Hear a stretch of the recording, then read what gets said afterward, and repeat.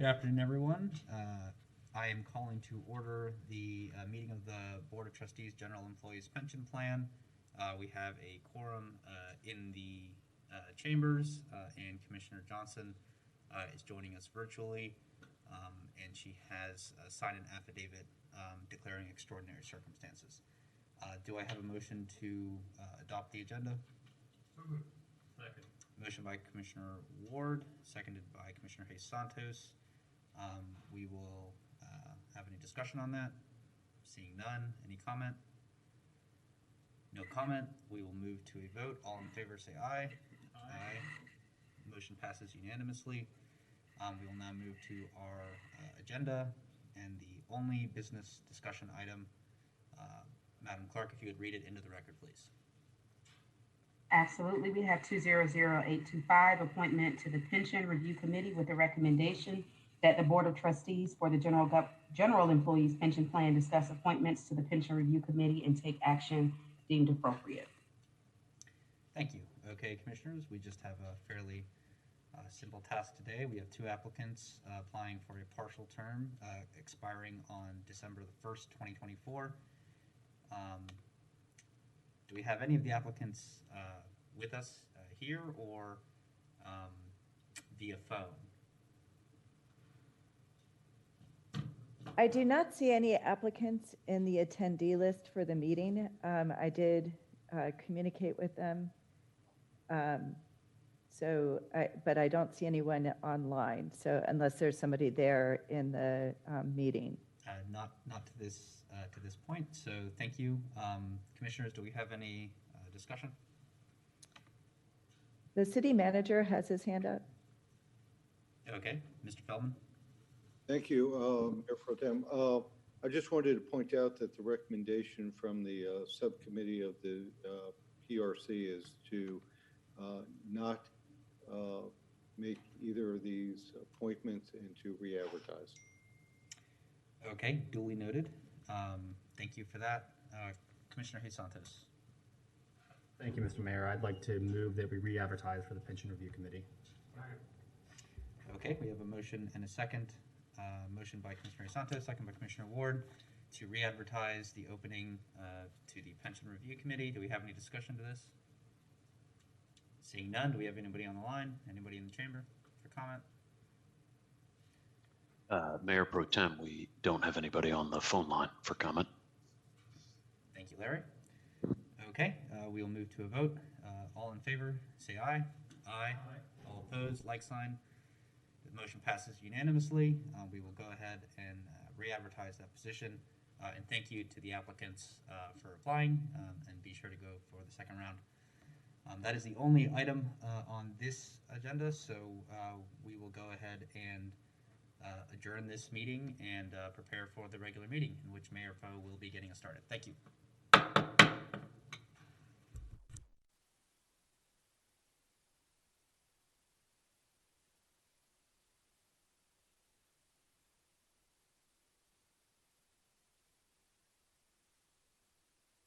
Sir, what's your name?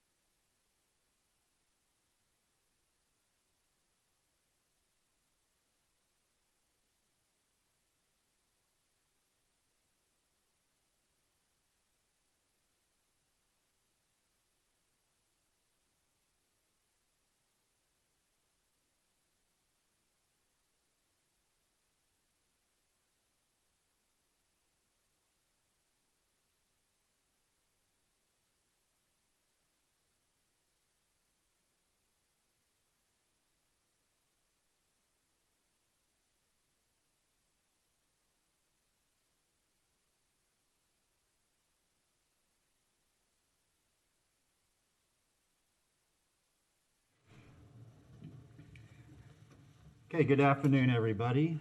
Glad that you're with us. We're going to call this meeting to order. This is the regular City Commission meeting, April 1st, 2021. And Madam Clerk, first order of business, please. Our first item is the adoption of the consent agenda with modifications. We have file 200937, My Neighborhood Grant Program Welcome Back Program, added item and revised backup. File 201004, Special City Commission Meeting, added item. File 200998, amend the agreement with the Alachua County Coalition for the Homeless and Hungry for Homeless Services, added item. Okay, thank you, Madam Clerk. Commissioner Hayes Santos.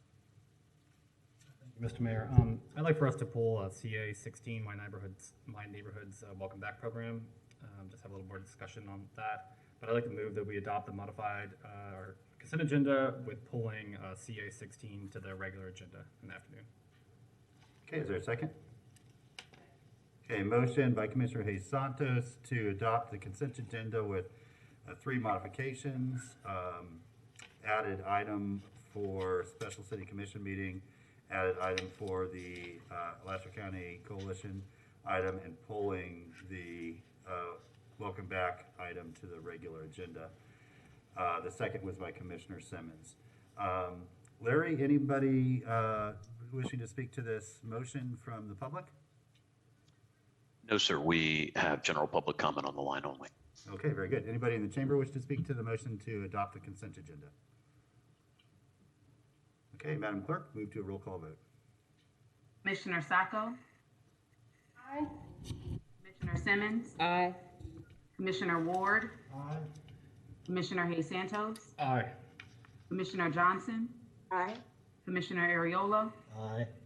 And Mayor Poe. Aye, that motion passes unanimously. Next, please. Our next item is the adoption of the regular agenda with updates. File 200983, request to release lien at 8688 Northwest 38th Circle, added item. File 201001, Commissioner Gail Johnson, Senate Bill 484 and House Bill 1, added item.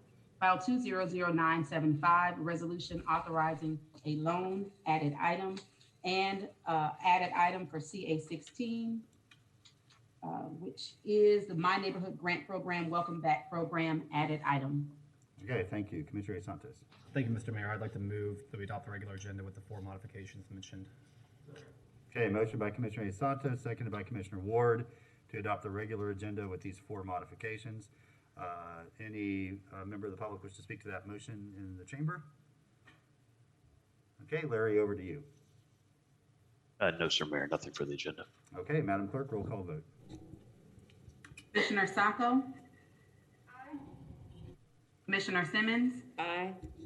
Commissioner Hayes Santos? Aye. Commissioner Ward? Aye. Commissioner Johnson? Aye. Commissioner Ariola? Aye. And Mayor Poe. Aye, that motion passes unanimously. Madam Clerk, I'll turn it over to you for any call-in on general public comment.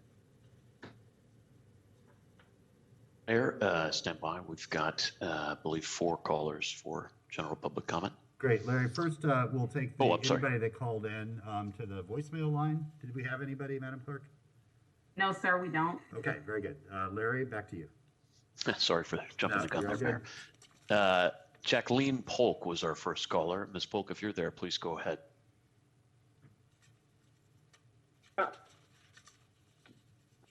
Can I be heard? Yes. Yes. Good afternoon.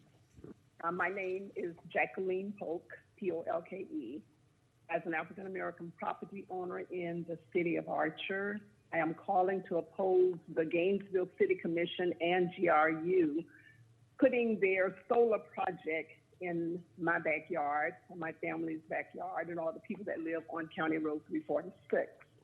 Black communities do matter.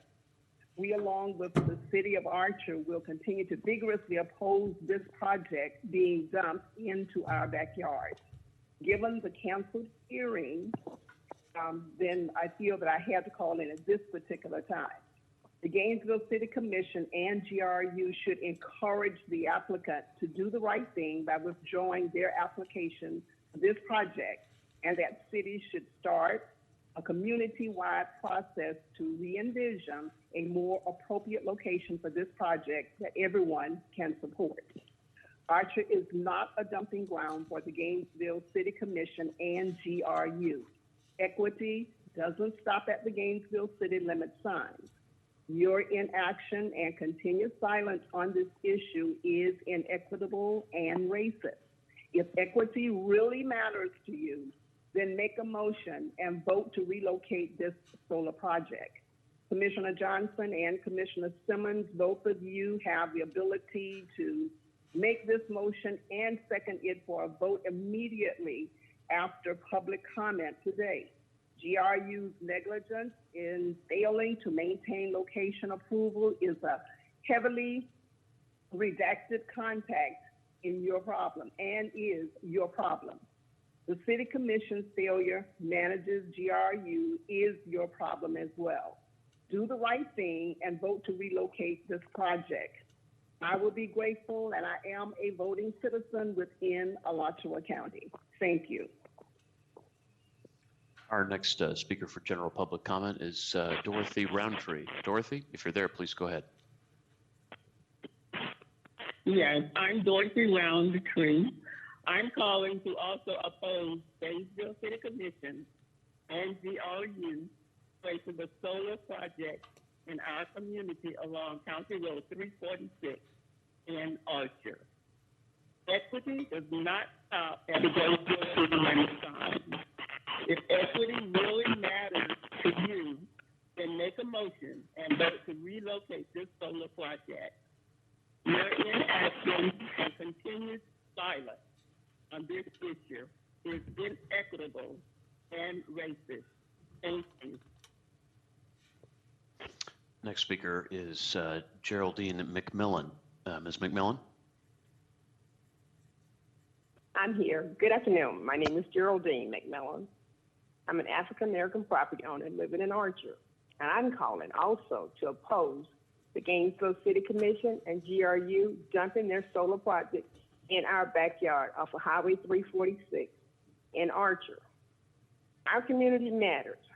We, along with the city of Archer, will continue to vigorously oppose this project being dumped in our backyard. Given the council hearing, we believe that this lengthy delay will provide an opportunity for the Gainesville City Commission to do the right thing by taking the following action. 1, the Gainesville City Commission and GRU should encourage the applicants to do the right thing by withdrawing their application for this project, and the city should start a community-wide process to re-envision a more appropriate location for this project that everyone could support. Archer is not a dumping ground for Gainesville City Commission and GRU. Equity doesn't stop at the Gainesville City limit sign. Your inaction and your continued silence on this issue is inequitable and racist.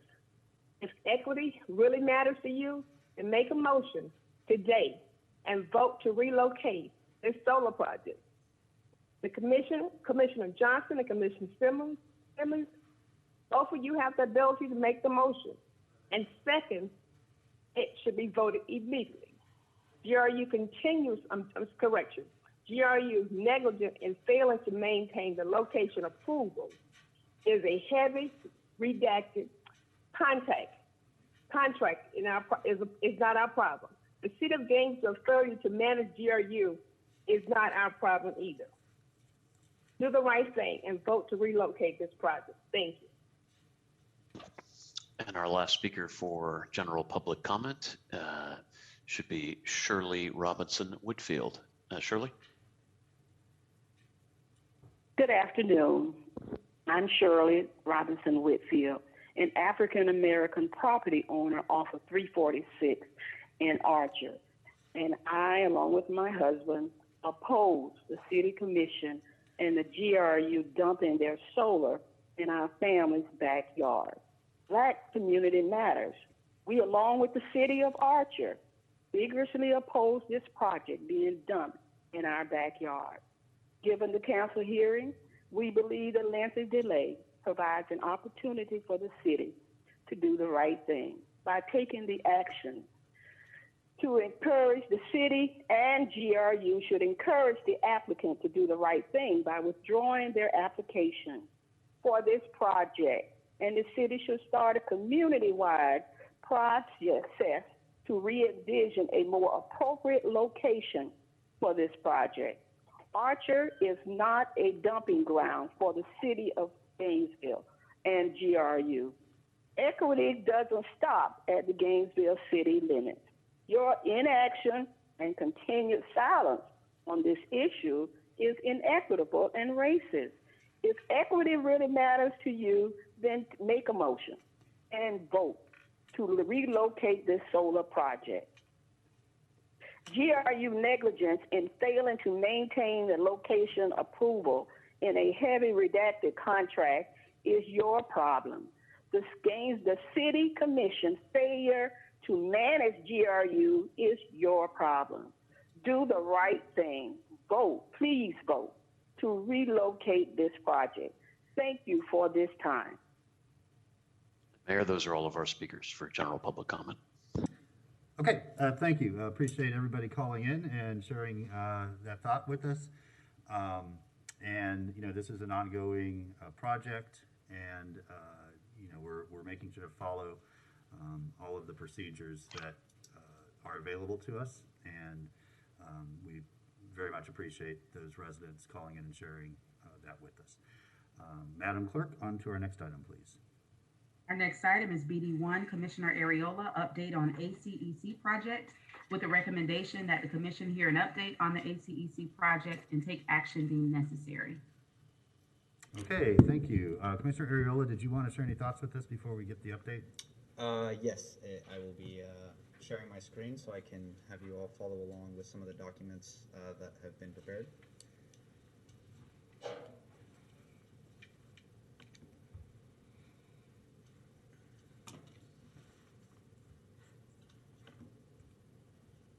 Okay, so first I want to jog your memories a little bit and talk about what is... Can you make it full presentation then, so there's nothing? I don't know if this one does that. It's just a document, it's not a presentation. So the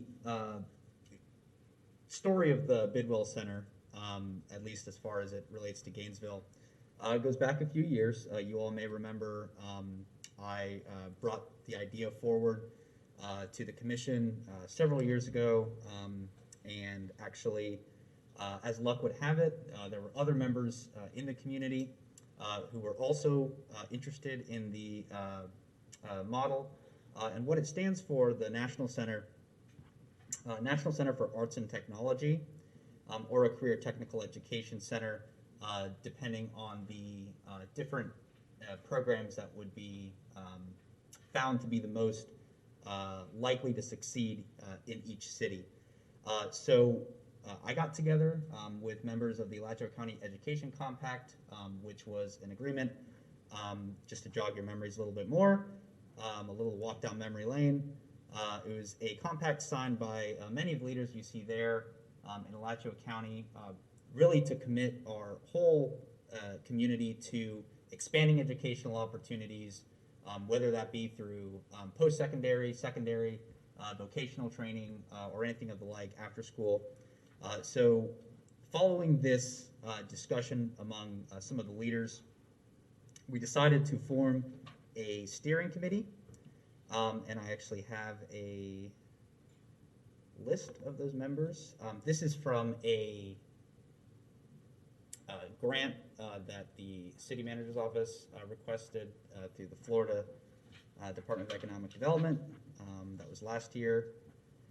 And so here's the list of the steering committee members. It's a little bit fuzzy, but I'll read it. It's myself, Dr. Ed Vonahue from Santa Fe College, Adam Bukhari, the City of Alachua manager, Jolene Miller from the Gainesville Sports Commission, Yvette Carter from GRU, Dr. Elio Chiarelli, John Kofold, Jerry Dienbach, Edward Potts, Dr. Lucinda Lavelli, and Michelle Lieberman And together, we led a community engagement process where we held workshops to really talk about what were the missing educational needs in Gainesville.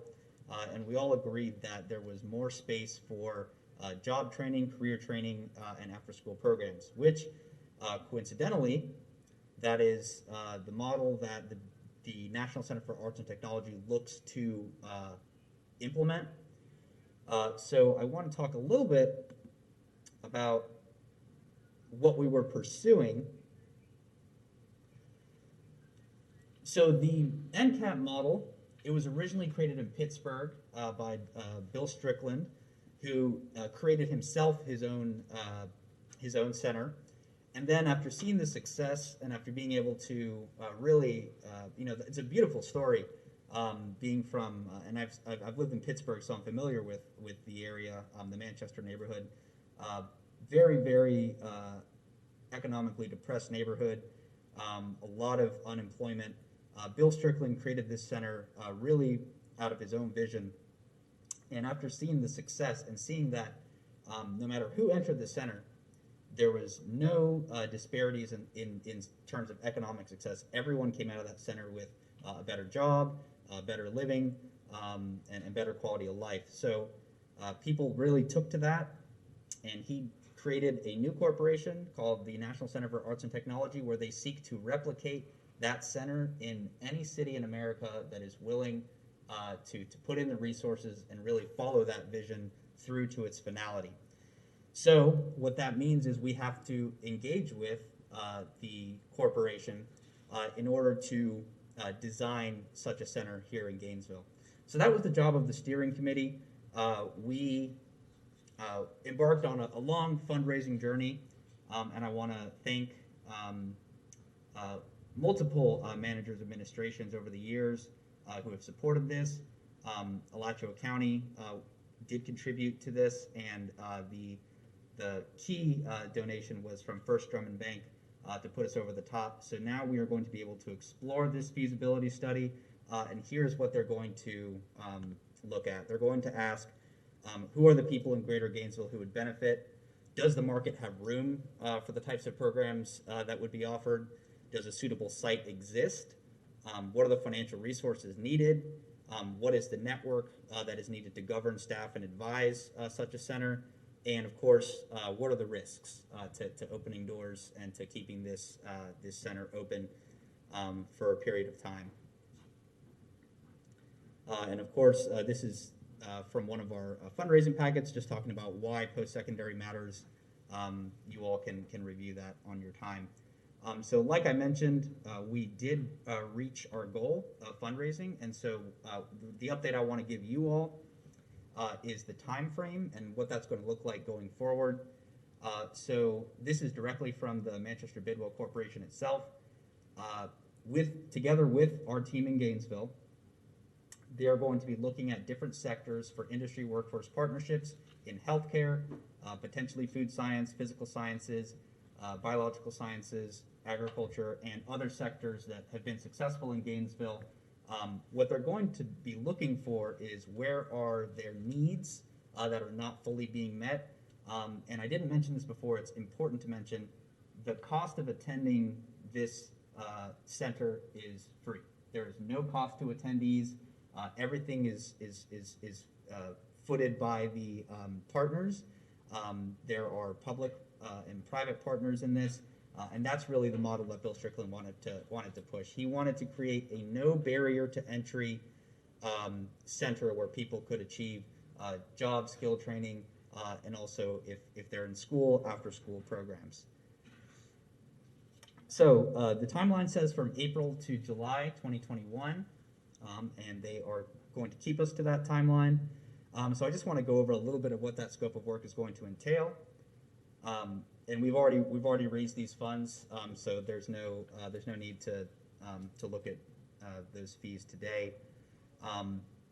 First, we are going to be connecting with a whole nationwide network of these centers, and I've been in contact with steering committees in Tacoma, Washington, and Palm Beach County, where they have already completed their feasibility and moving into the second phase.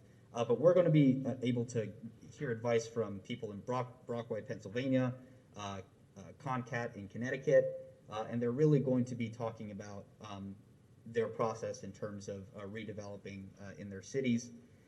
And so the executive directors from those programs will be accessible to us to talk about their success.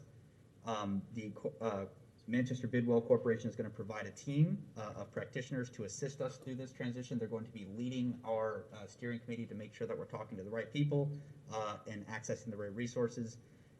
They're going to convene a series of meetings with stakeholders in the community to really figure out what are the barriers and to understand what would be the right fit here in Gainesville. They're going to be meeting with employers to see what are the needs for attracting a skilled workforce and the various different gaps, and looking at economic mobility in general. Public school leaders is going to be key, talking with our school board, talking with principals, and figuring out where those can be plugged in as well to have mutual success. One of the key things to also focus on is the fact that this is not just a career and technical training facility, it is also supposed to be a center for arts and technology.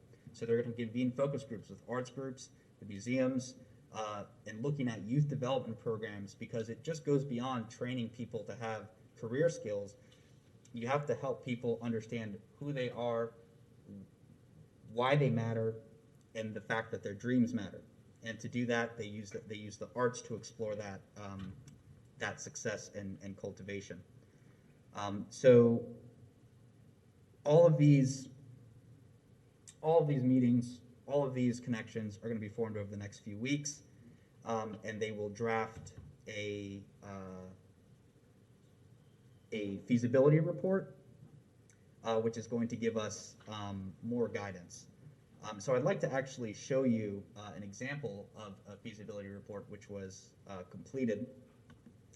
This is Pierce County from 2016. This is Tacoma, Washington, where I had an opportunity to speak with the chair in Tacoma to talk about their feasibility report. And just to brush over the table of contents, this is an extensive document. Talks about the project design, the background, methodology. They go through all of their targeting populations. They show their data. Here's their list of stakeholders that they form through their feasibility process. So you can imagine seeing things like the United Way, Career Source, and things of that nature here in Alachua County.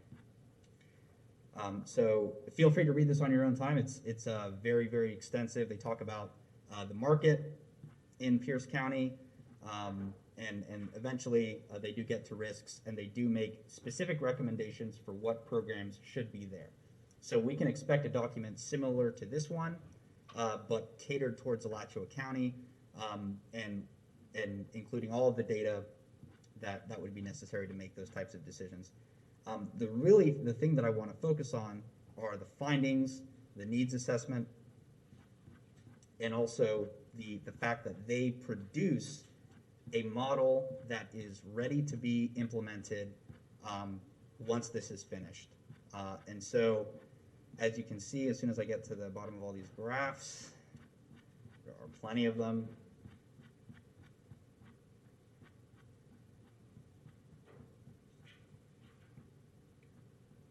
They get down to recommendations on locations.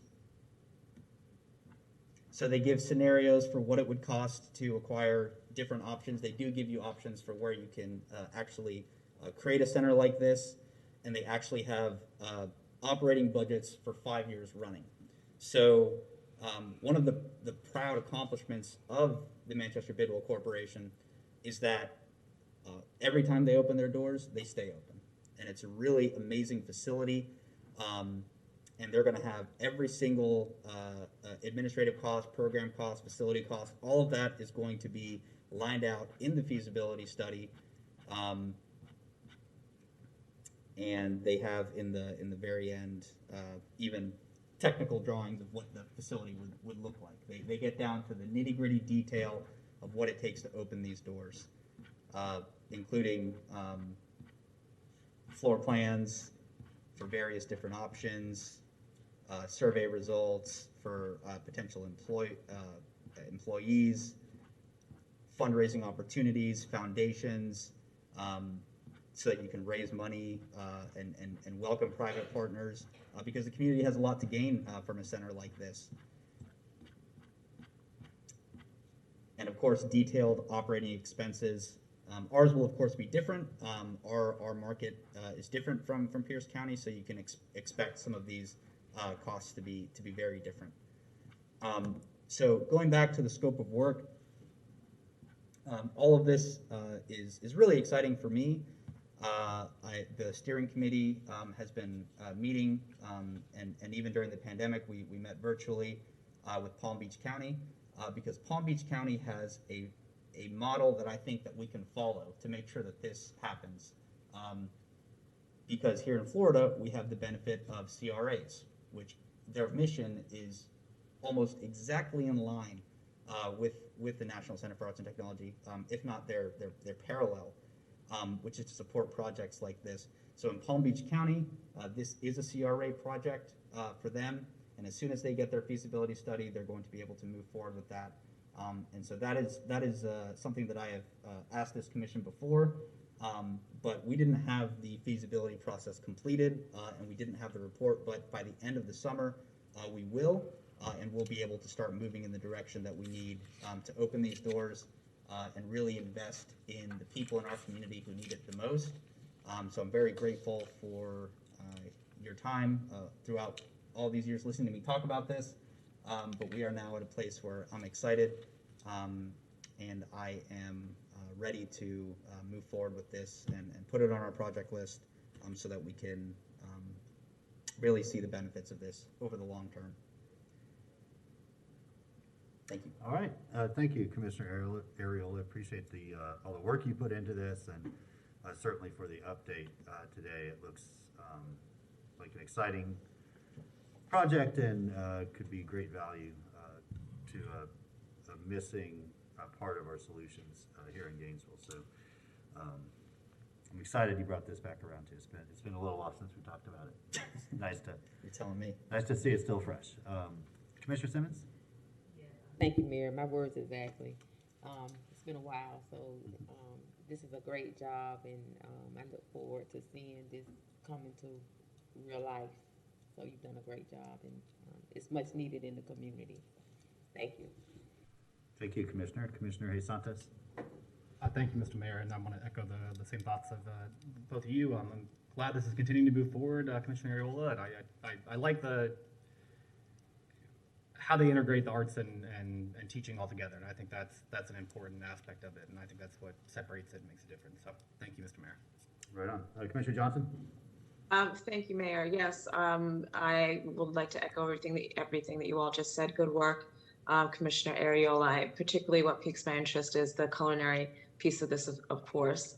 But good job on all this, and I look forward to continuing the conversation and see how we can be of assistance. All right, all promising, all exciting, so on that timeline, you're gonna do your visits and then bring something back to the commission in the fall, it sounds like? Late summer, early fall? They're not always clear on how long it will take them to compile all the information and put it into the report, but the expectation is that within a couple of months, we'll have the full report, and so we'll know exactly what the ask is. So what I want to do, I know we don't have specific numbers right now, but what I'd like to ask, and I'd like to put into a motion, is that we put a placeholder on our CRA project list for the upcoming year for any implementation costs in this next fiscal year, so that we can not miss any beat, because as people are starting to look for work, it's going to be important that we get this moving quickly. So when that report does come back, we can have a meeting to discuss what the final cost would be to the city. And of course, the steering committee is going to continue to work for private partners for fundraising. Okay, so motion to add this to the project list for next fiscal year for the GCRA. And would you mind maybe including that motion, making a presentation to the GCRA Advisory Board? Yes. So they're current. Okay, is there a second to the motion? I'm going to go Simmons on that one.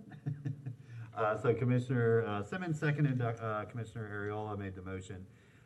to add this to the GCRA project list and refer this to the GCRA Advisory Board to hear a presentation. Commissioner Hayes Santos? Thank you, Mr. Mayor. Two questions.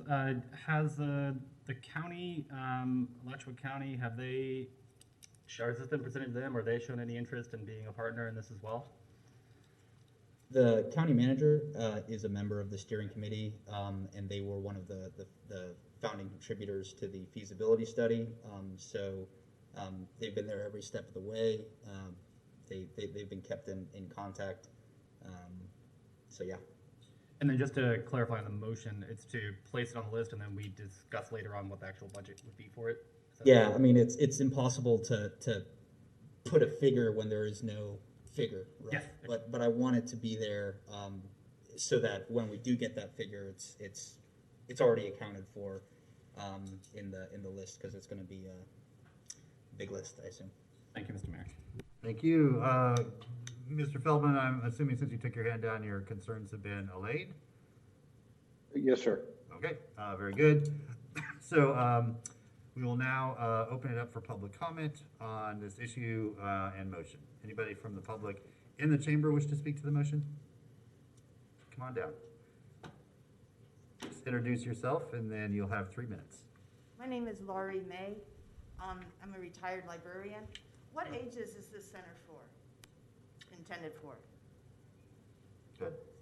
The ages are usually from high school age up to, in Pittsburgh, I saw people as old as 40 in the center, but it really depends on each center. But it really is for high school students and higher, I would say. So people with families, people with young children, all kinds. Good question. Thank you. Thank you. Anybody else wish to speak to the motion? Thank you, Ms. Malden.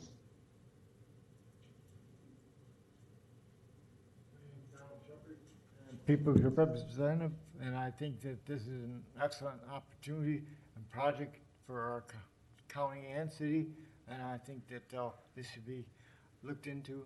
But I think Mr. Ariel should have put a date on it when this project would start, a date when the state and start, so that people know when this jobs will be opening. And I would mark this as a first reading. I'd like to hear what your attention on that is. Sir? Thank you, Mr. Shepherd. I think there are some I know there are some dates on the supporting documentation if you want to take a look at those. There's some date ranges in there. Okay, thank you. Thank you. Anybody else? Okay, Larry, over to you. Mayor, no callers on this item. Okay, very good. So we'll move it back for a vote. Madam Clerk. Commissioner Hayes Santos? Aye. Commissioner Simmons? Aye. Commissioner Sacco? Aye. Commissioner Ariola? Aye. Commissioner Johnson? Aye. Commissioner Ward? Aye. And Mayor Poe? Aye, that motion passes unanimously. Thank you, Commissioner Ariola. That was some welcome bit of good news and positive outlook. Madam Clerk, next item, please. Okay, our next item is BD2, appointments to the School Planning Advisory Committee. Okay, we've got some applications and a ballot. Commissioner Sacco. I just had a question. I wanted to make sure that both vacancies are up for the city to fill. Madam Clerk. Yes, but both of the openings are for city appointment. Do we have? Okay, so yeah, let's just see if there's any one here. I think there's at least one person that is applying for these positions that would like to introduce themselves and let us know why they should be our choice for service on this board. So go ahead. Can I have one question? Can I just briefly, I remember this is the first time this has come before us, I think, for appointing someone to this board. Is there a brief explanation of exactly what this advisory committee does? I know it's with the school board, but I'd just like to, before we start presentations. Yeah, Madam Clerk. Yes, I can read a a little bit of the description.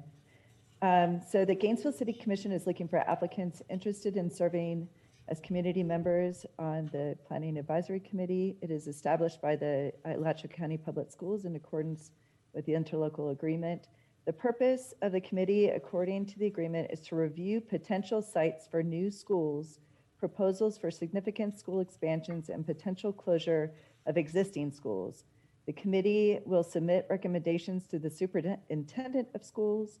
The committee is a standing committee that meets on an as-needed basis.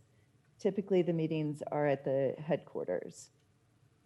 That's all I have. Okay, thank you. Any applicants that are here today that have applied, if they want to come forward and introduce themselves and just let us know why they would like to be considered for this position, we'd love to invite you up right now.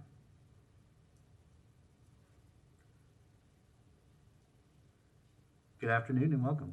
Afternoon. My name is Marsha Lee Wright.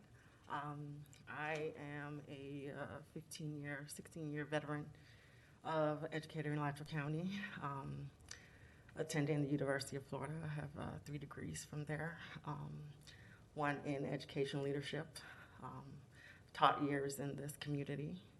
So quite versed in all areas in education leadership. So I feel like I would be a great voice for that community, looking as a community member, as an educator, and the perspective of a leader. Very good. Thank you for taking the time to introduce yourself and being with us today. Really appreciate that.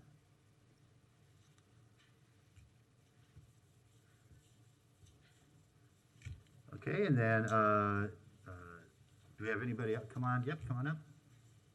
Ms. May, I believe. If my short-term memory is working. Yes, my name is Lori May. I'm a retired librarian from Alachua County Library District. I raised 2 children in Gainesville that attended Metcalf and Howard Bishop and Eastside.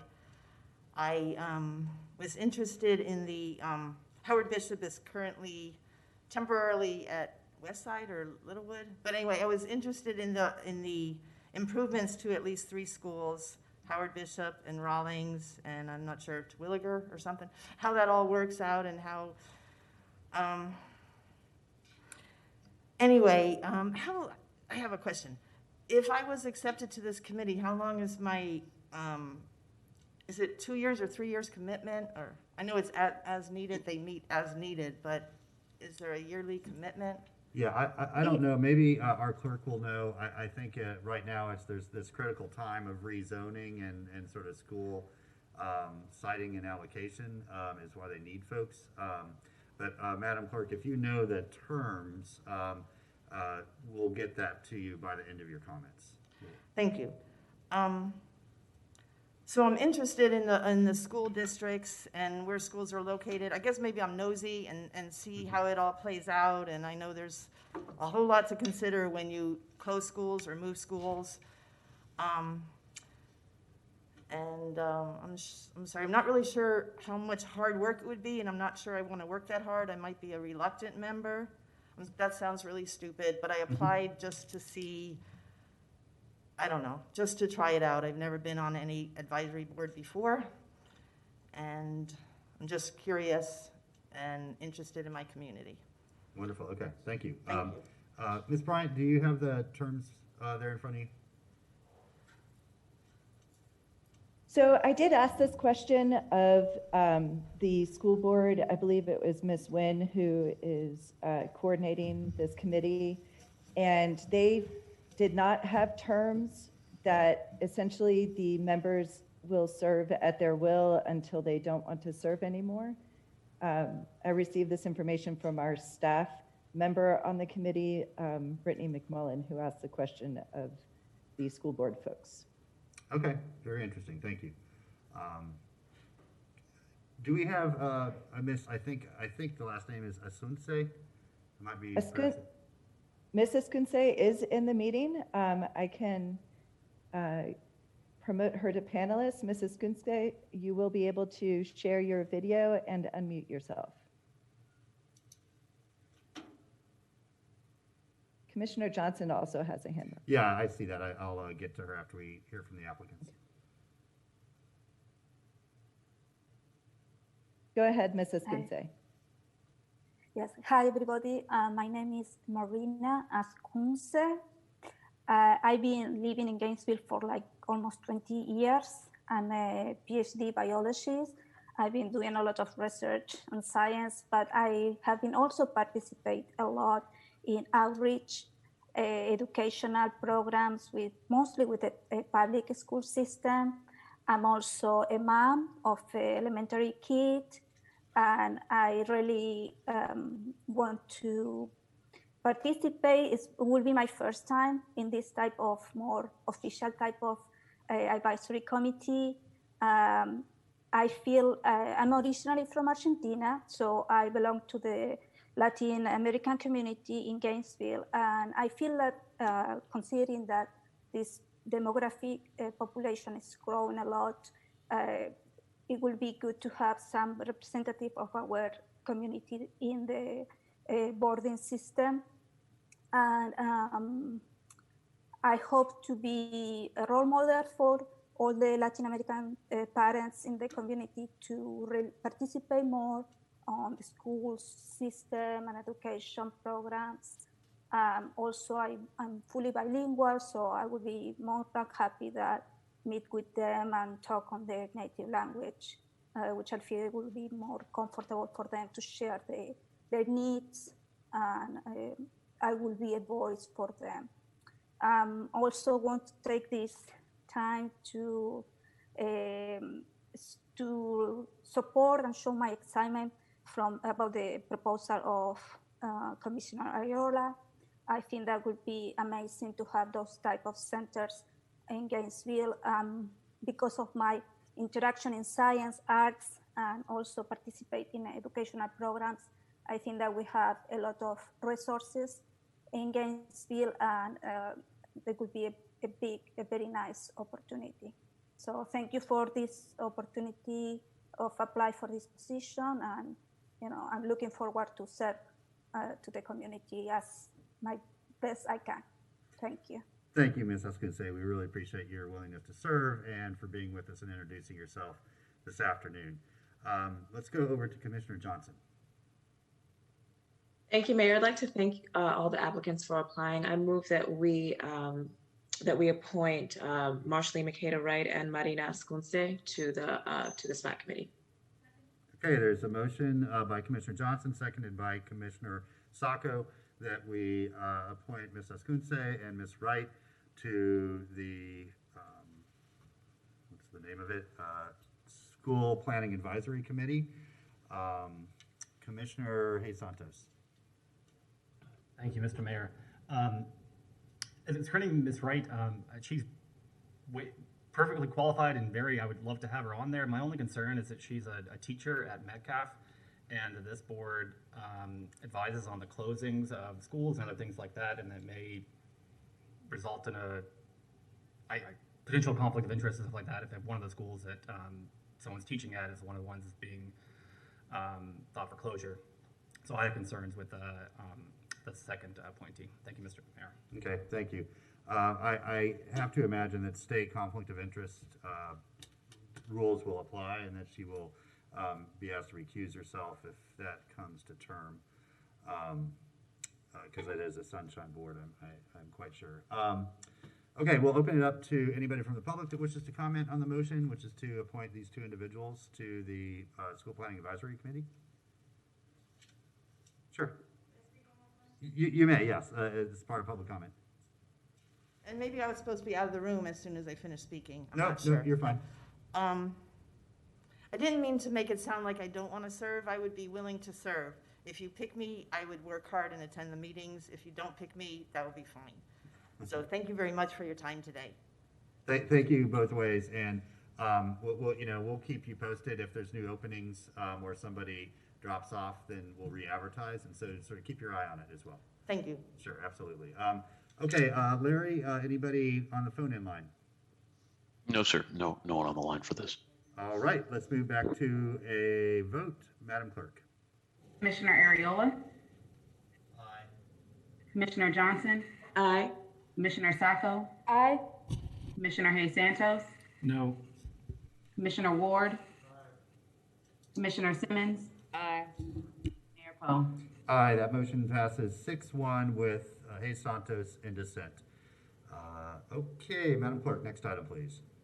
Our next item is BD3, request to release lien at 8688 Northwest 38th Circle with a recommendation that the commission allocate $259,384 that staff has identified for the second year of transitional campground services. Approve the proposed, excuse me, I am reading. Yeah, I think you skipped ahead a little there. I skipped the page, I'm sorry.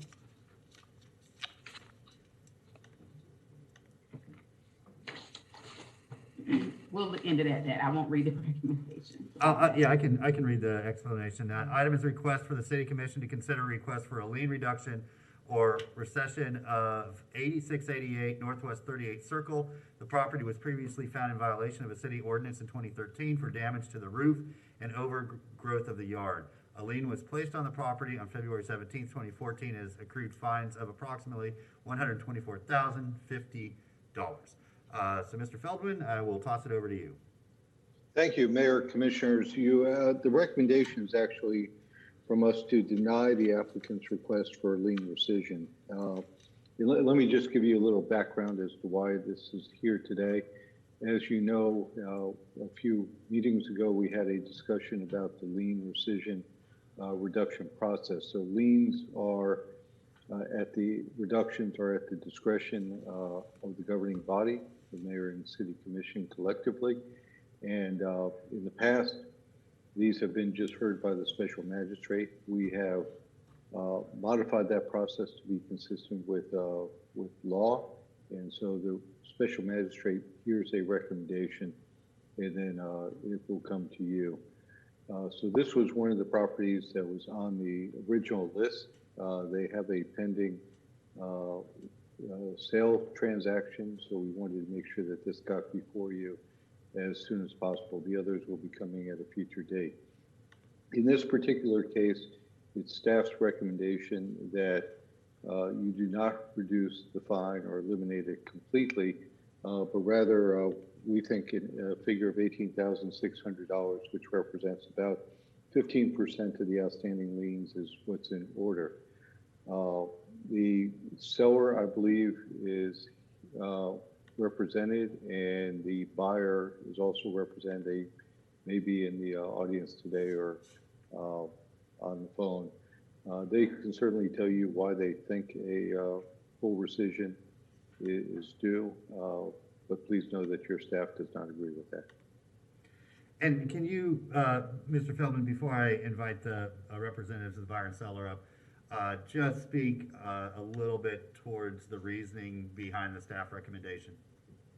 Yes, sir. So this is a property which needs a lot of work. The buyer of the property will be making a lot of renovations, but most of those are interior.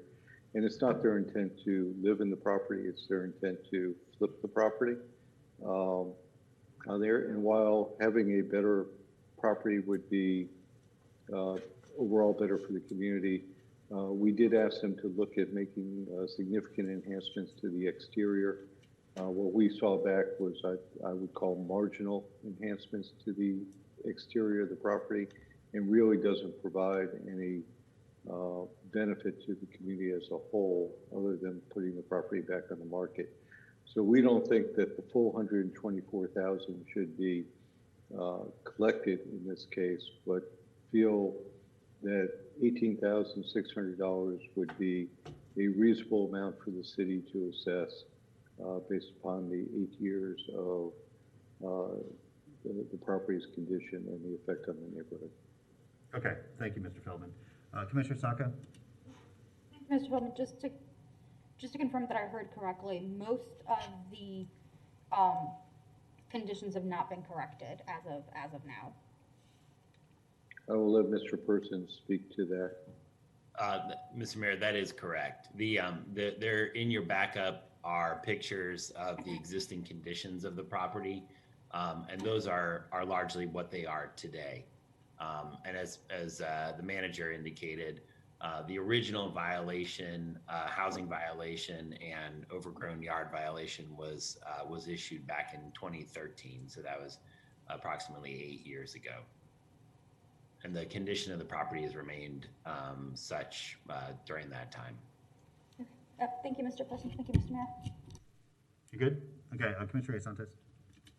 Thank you, Mr. Mayor. This property has been 2,481 days of having issues, and that was 3 months ago.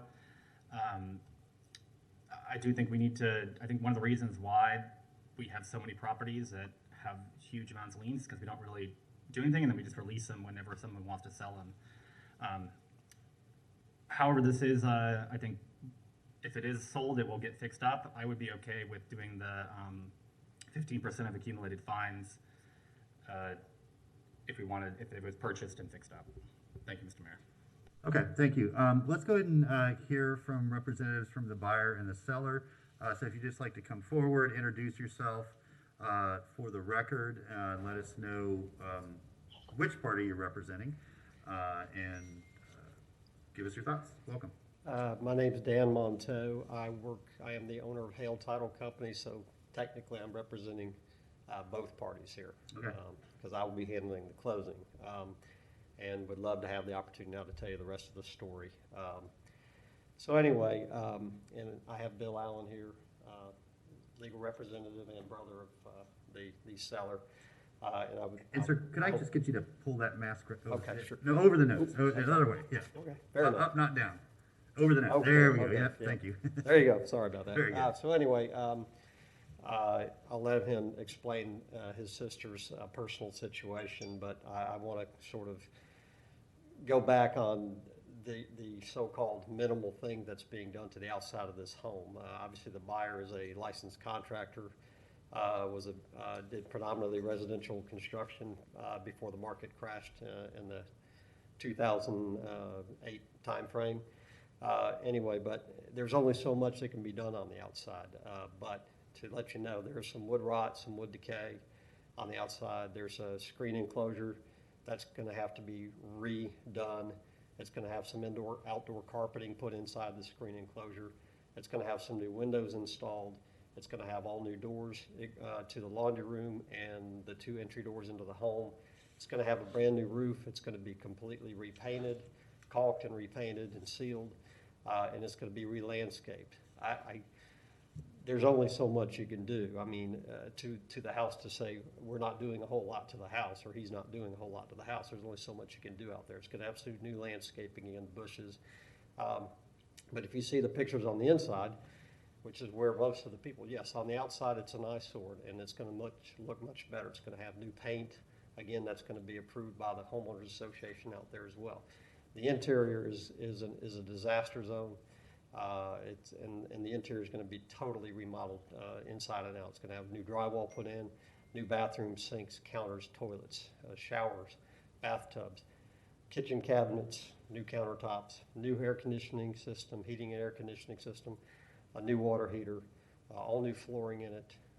It's new light fixtures, the whole 9 yards, and it's in significantly bad repair. And so trying to facilitate this lien reduction so that it works for not only the seller, and I'm going to again invite Bill up here to explain his sister's situation and how it got to be to this point. Because yes, 2013 does not look good, but the lack of the family knowing that this was going on is a big part of that. And so that's what I came here to say.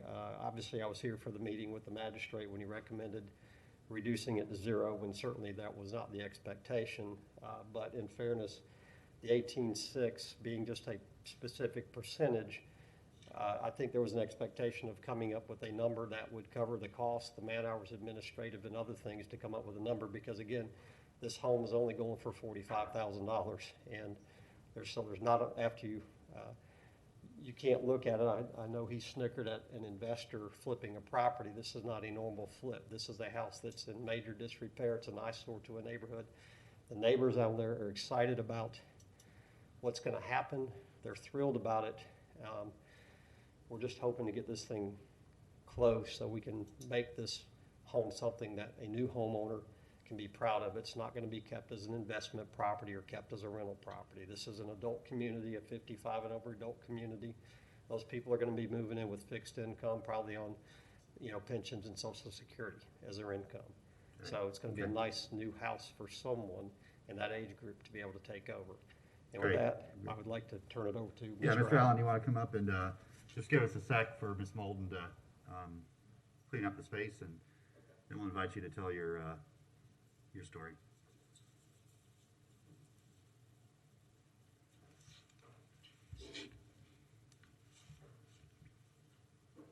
Welcome.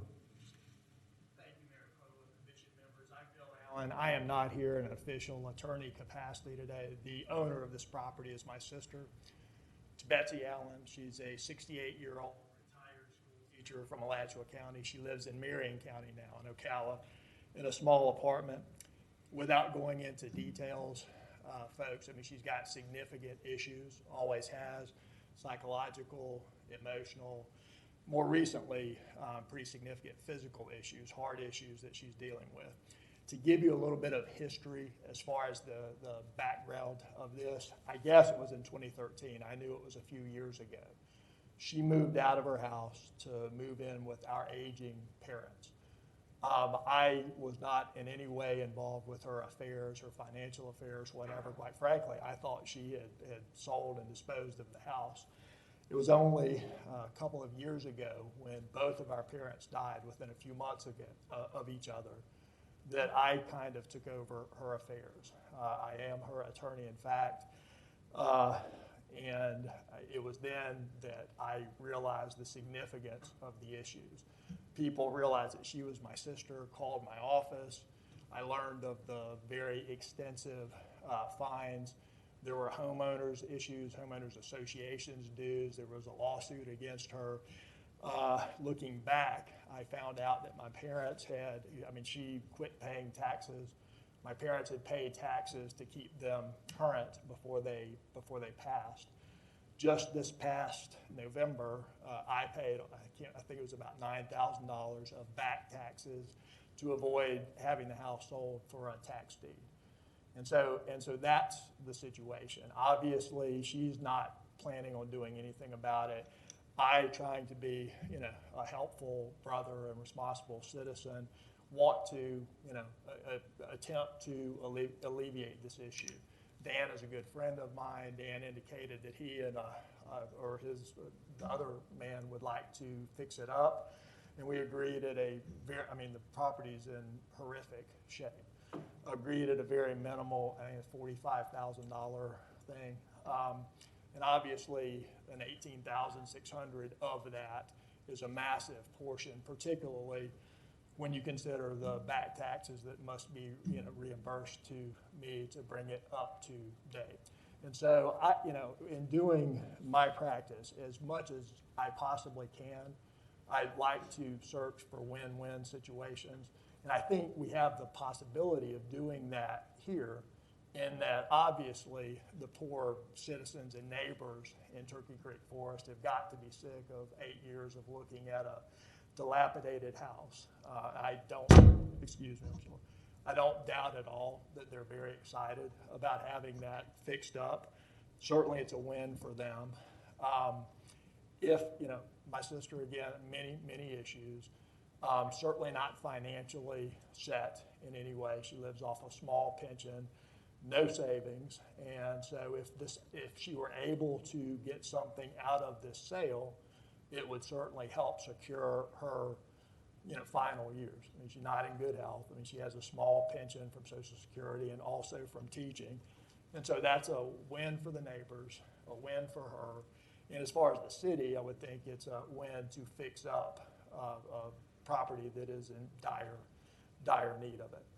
And so I would just ask that the commission members and mayor please, consider that. Obviously, if it's a $45,000 sale, I've got, as far as back taxes that were just paid last year, almost $10,000 between that. And incidentally, the fine was for a falling ceiling in the carport.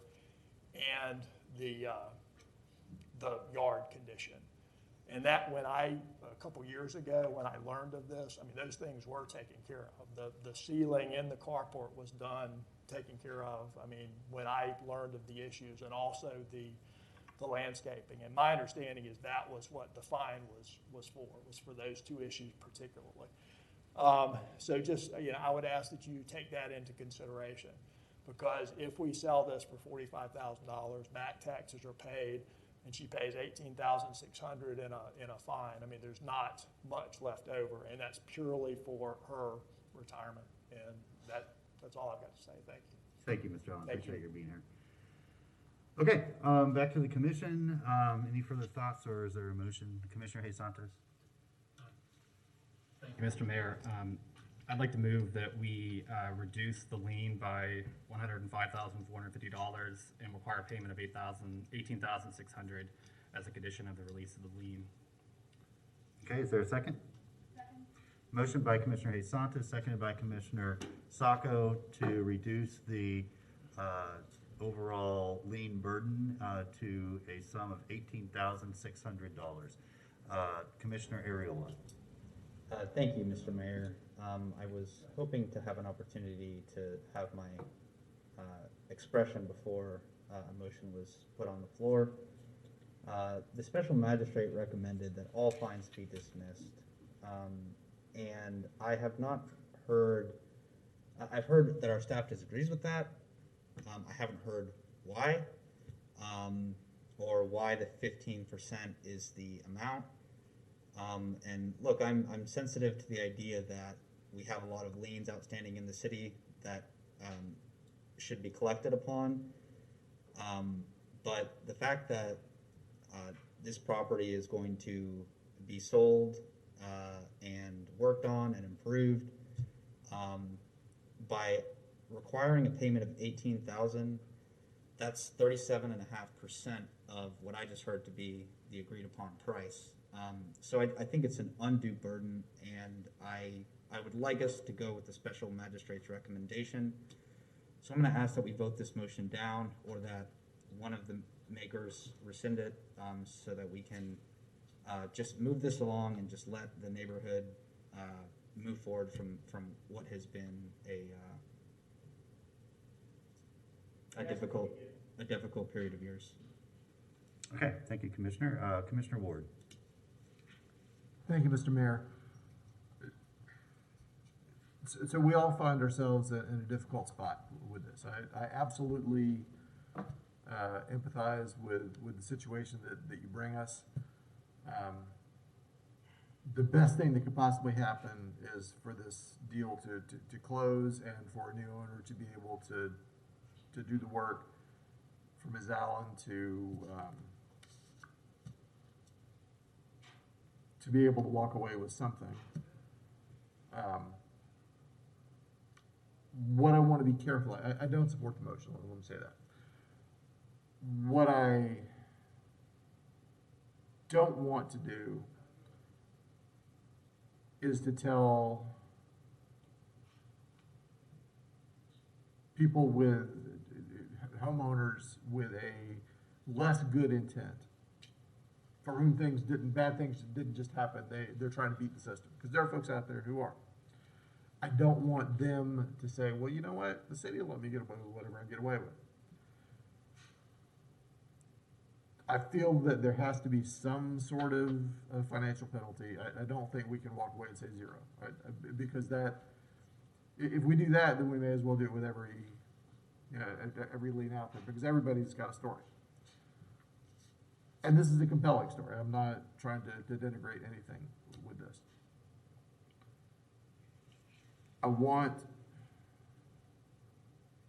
I'm disappointed in the system that we have allowed to grow over the years, where we have fines of more than the value of the property to exist. We should have done something years ago in this process And I felt this way when we had our last discussion about codes violations as well. Shame on us for allowing things to get completely out of control to an absurd point. I mean, when you have properties that, not this one, but properties that are worth very low six figures, and we have $1.5 million worth of fines against them, that's never going to be paid. You know, that's not a reasonable thing. We put ourselves in an untenable position. By that same token, as I said, there has to be some sort of penalty so that it's not a free-for-all. So I can't support this. I would support a lower penalty, so there is something, and honestly, I'm thinking in the probably $5,000 range, and I know that's not terrific, but it is. Just let us deliberate, and then we'll get you. Yeah, unfortunately, this is not a great environment for negotiation, but I would be comfortable with some significant fine, but not. I think what we have in front of us is more than is reasonable. By the time this closes, it's going to be a zero-sum game almost. And that doesn't benefit anybody. And I want the deal to close because I want the folks in Turkey Creek Forest to have a better home on the block. And I don't want to over penalize someone who doesn't seem to have had the ability to take care of the situation in a timely manner. So that's my thought on it for now. We'll roll around and see what happens. Okay, thank you. We have Commissioner Simmons and then Commissioner Sacco, and I see your hand, Mr. Feldman, so I'll get you after Commissioners. Commissioner Simmons? Thank you, Mayor. First of all, compelling story. I mean, we all have situations and things in our life that oftentimes bring us to situations where we have to take a step back and figure some things out. This being in a 55 and older community says a lot to me. Oftentimes when people get of age, they are on some type of financial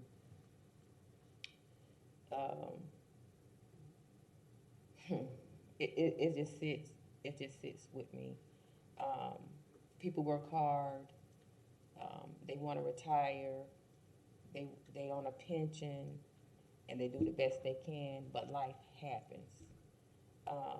And so I certainly understand the situation. But what I don't understand is where, and I think City Manager Feldman will help me with this, where the 15% came from. How did that number come about, the 15%? And I would like to know that, Mr. Feldman. How did you guys come up with 15%? So if I could answer that and maybe just address two of the other comments that I heard. So the 15%, and the way that we've been looking at this is that this is not necessarily just the seller's issue, but this is potentially the buyer's issue. So the buyer is buying a piece of property for $45,000. And they are planning on putting $106,000 worth of improvements into the property. So that gets you to $151,000 worth of investment. And from our conversations with them, I believe the intended sales price was to be over $220,000. And as you heard, there are a lot of other, and I'll use this term loosely, creditors on the property, whether it's the homeowners association, whether it's Mr. Allen to get the back taxes from that he laid out on the sale on there. We were looking, and the staff discussed that, what would be a reasonable number on there. We were thinking between 15 and 20,000. And then did the math at 15% of the lien, and it came out to $18,600. But I think it's important to recognize that the city is the only entity that's being asked to take a break on this lien. You know, perhaps if everybody wants to make Mr. Allen's sister, you know, better off, maybe there should be a higher sales price for it. Maybe the buyer should pay the lien and not the seller. Those are all things that can be worked out during a you know, real estate transaction.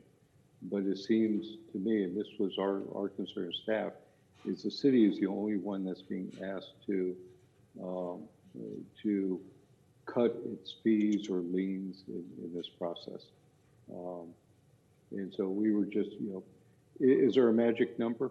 It's whatever the commission feels comfortable with. We felt from the staff that the 15% point was reasonable. And that was based on a purchase price of over $200,000. So do you think 15%? So do you think if the purchase price is considerably less at $45,000, do you think that should be looked at from a 15% standpoint versus the 200,000? And this is a question for staff. Yeah. If you made this decision based on the purchase price of $200 or $160,000, if you made that decision based on that price, now that you know that that's not the case, I'm asking, what would you consider the price of the fees to be? So the 15% was not based upon purchase price. It was based upon 15% of the outstanding liens on there. So that's where the $18,600 came from. My reference was that the buyer is buying the property for $45,000. Is going to put in another $106,000 worth of improvements. That's why, and there's an attachment in your backup that shows where that $106,000 comes from. So that's $151,000 worth of investment.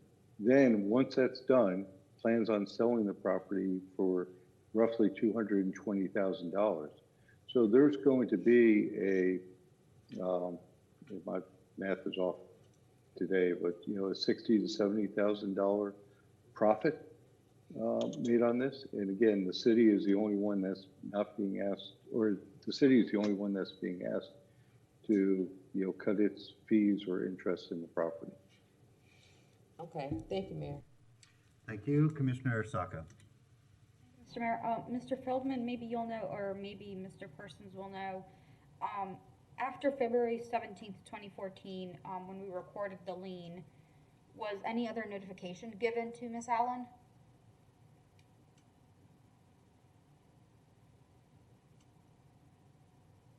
I don't know. Yeah, and I'm not sure either, honestly. I mean, typically once the code enforcement board at the time issued their determination, there's a period of time by which the property owner has time to correct the violation before a lien is recorded. That didn't happen. The lien was recorded, and I don't think that there's a sort of additional notification that the city does, you know, periodically, like, hey, you got a lien, you know, hey, you should take care of this, as fees are accruing. So prior to the lien being recorded, how many notifications were given then, or what's the average number of times we contact someone about code violations? I mean, typically we work towards resolving code issues before they ever get to either the code enforcement board in the past or the magistrate. So there's a lot of interaction between the property owner and the city. Everything from, you know, the initial visit from a code enforcement officer through the magistrate hearing or the code enforcement board hearing. So there's typically, like, we don't have issues where we're, you know, going through this long, lengthy process and nobody's aware. So those interactions, are they in the form of notices on the property, mailed? Yes. Okay, mailed to the property or? Right, and also posted at City Hall. But yes, it's a mail notice process. Okay, so in theory, if, as Mr. Allen said, his sister was no longer at the property, was she still,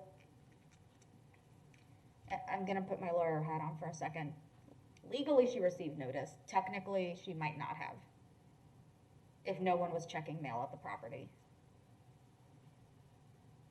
It is possible. If the we mail, by law to the property owner as listed on the property appraiser or the property tax roll information.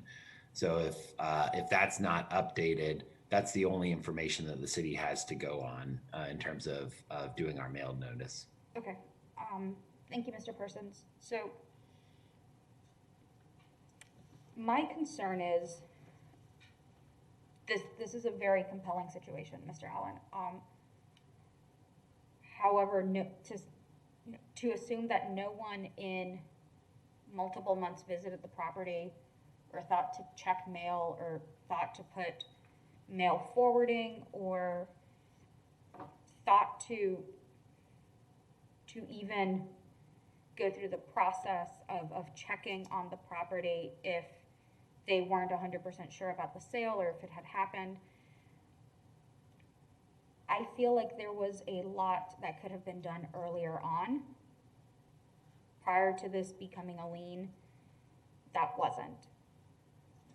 And then it's been almost 8 years of it accruing and becoming a larger problem. The reason I agreed with Commissioner Hayes Sanchez on reducing it is there should be some kind of penalty for when properties become this bad.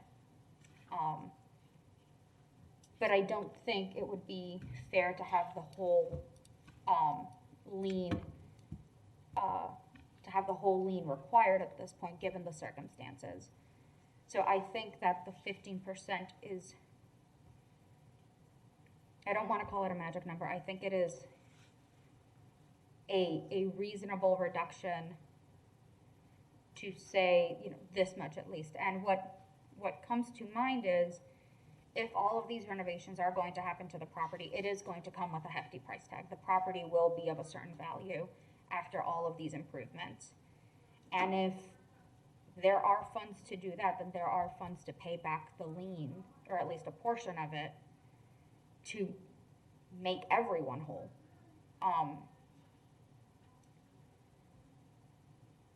I don't know if there's a way to improve the process to notify folks so that they know prior to this happening, but it was 8 years of neglect on a property and severe neglect to that neighborhood. I think if we just remove the entire amount, but there is $100,000 to completely flip the house, that there should be funding somewhere to at least pay a portion of the lien. Thank you, Mr. Mayor. Thank you, Commissioner Ward.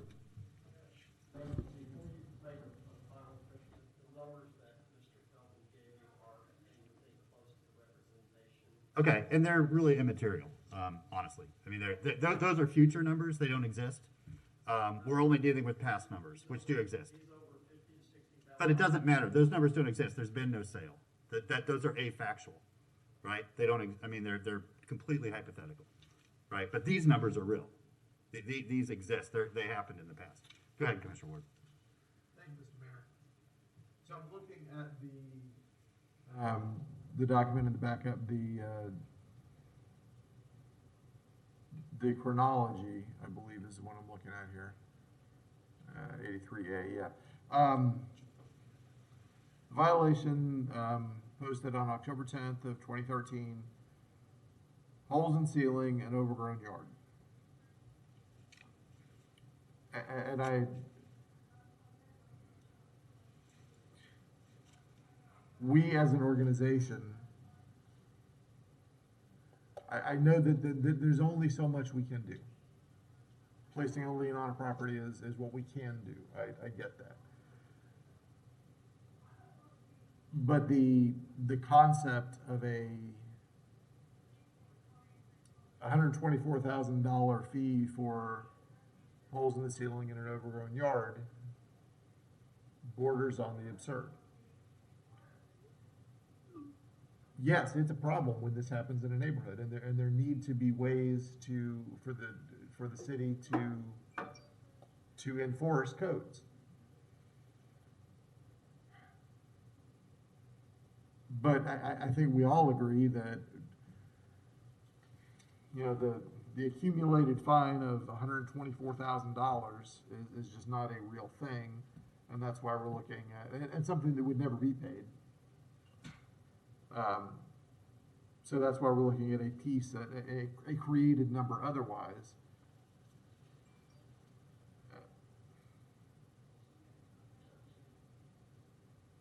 Yeah, I'm still not gonna be able to support the motion. I agree that there needs to be some teeth in this when all is said and done, but I don't think $18,000 is a reasonable figure either. Thank you. Okay, thank you. Let me make a few comments, then we'll open it up for public comment. We do have a motion on the floor.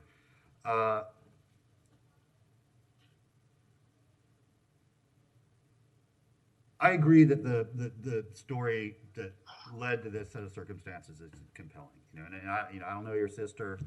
You know, I've had family members that have dealt with you know, serious mental health issues and deteriorating you know, circumstances. And certainly were not in a position to support themselves and take care of a house, you know, and had to be taken care of. So I have empathy for that. I've experienced that. What we're dealing with right now is what's in the present. And the facts of this case is that somebody, not necessarily anybody in this room, but somebody is going to make money off this transaction. A good piece of money, because the house at a $45,000 valuation is basically being sold for the value of the land. They're getting a free house. It's a house that needs a lot of work. It's not free by the time they get it fixed up and resell it on the open market. But you know, you're hard pressed to find a lot for $45,000 in the city of Gainesville in an established neighborhood. That is a consideration, and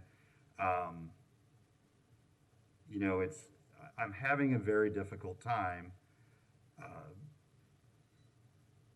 trying to reconcile that part of it with the past. And you know, I teach in the world of economics, and incentives matter. And if we incentivize not taking care of code violations and going through, you know, what's creeping up on 8 years of neglect, that is a clear message to our neighbors that is okay. You know, and that's not okay. We have deteriorating properties in many areas of our city, which bring down the livability and the value and the you know, sense of place of those neighborhoods. So I don't know what the right number is. I don't think it's zero. I don't think it's zero. I think that is, first of all, there's been a lot of city effort behind this that has cost taxpayers a lot of money. But there's also a responsibility here, and you know, while the representative for the buyer and seller might disagree with the city manager's numbers, and I'm not going to debate those. I'm not. I mean, we don't know what those are until 2 sales from now, and construction costs. I mean, there's so many variables that are moving right now that we don't know what those numbers are going to be.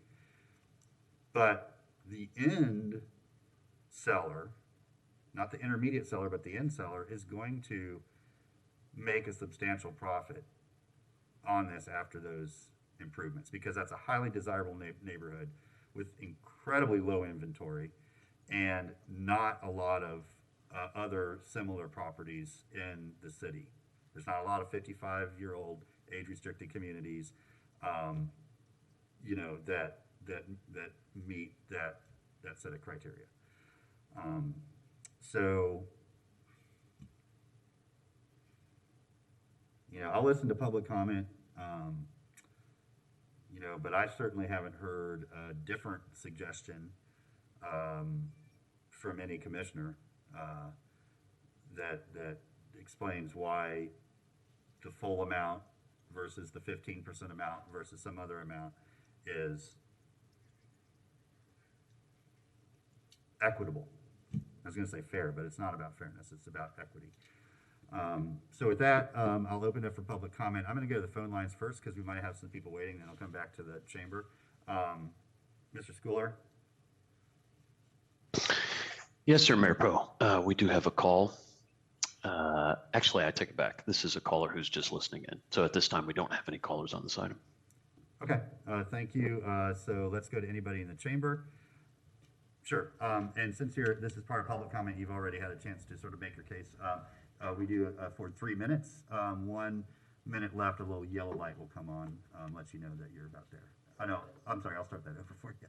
I'm just getting it set up. Go ahead. I just wanted to clarify some things. You know, I spoke, and I wish I presented this earlier, but first off, I wanted to explain that the parents, when his sister moved in with the parents, your parents were in their mid-70s because they passed away the last year, and 80s at the time. So you can understand, even if the parents, elderly parents, have the daughter, how difficult it could be, even if they saw some notices, how difficult it might be for them to try to figure out, oh, hey, we got a problem here. Anyway, so I wanted to explain that part. It wasn't like she moved in with some very young parents. They were elderly. Number two, I did want to dispute, and I could present this if anybody wants it. I can read. I really don't know where those numbers came from. I provided information on the house and the costs, and the costs after the acquisition, $45,000, the acquisition cost, and then the total investment in the property is going to be approximately $110,000 to $115,000. And then I had the comparables that sell, and the 2 homes within a few square foot that have sold in the last few months were for $133,000 and for $148,900. So this, I don't know where the $200,000 number came from or the $151,000 number came from. So I don't want anybody to think there's some dramatic amount of money. Yes, it is an investor. An investor is going to buy the property with the goal of making money, but it's nowhere near the kind of number that was painted out, and I don't know where those numbers came from. So I wanted to clarify those, and I have the copies of the spreadsheet and the supporting documentation that can show those numbers, and just hoping for a reasonable number that'll work so that the property can be sold. Because again, if it gets to the point we have a frustrated buyer because of how long this has gone on, that might walk away from this, and then we're back to ground zero again. Thank you. Yeah, thank you. Anybody else? I'm sorry if you'll just wait, Mr. Shepherd. Let things get cleaned up. Same thing, Mr. Allen. We'll give you an opportunity in just a moment.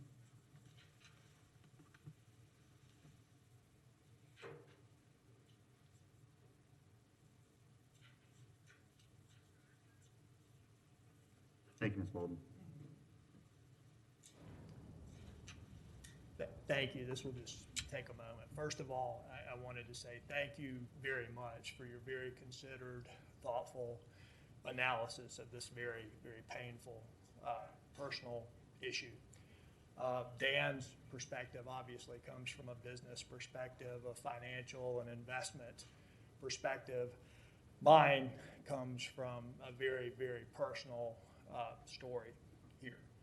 And obviously this is a public forum. It's extremely difficult to talk about things like this, but this has been going on for Betsy's entire life, ever since I can remember.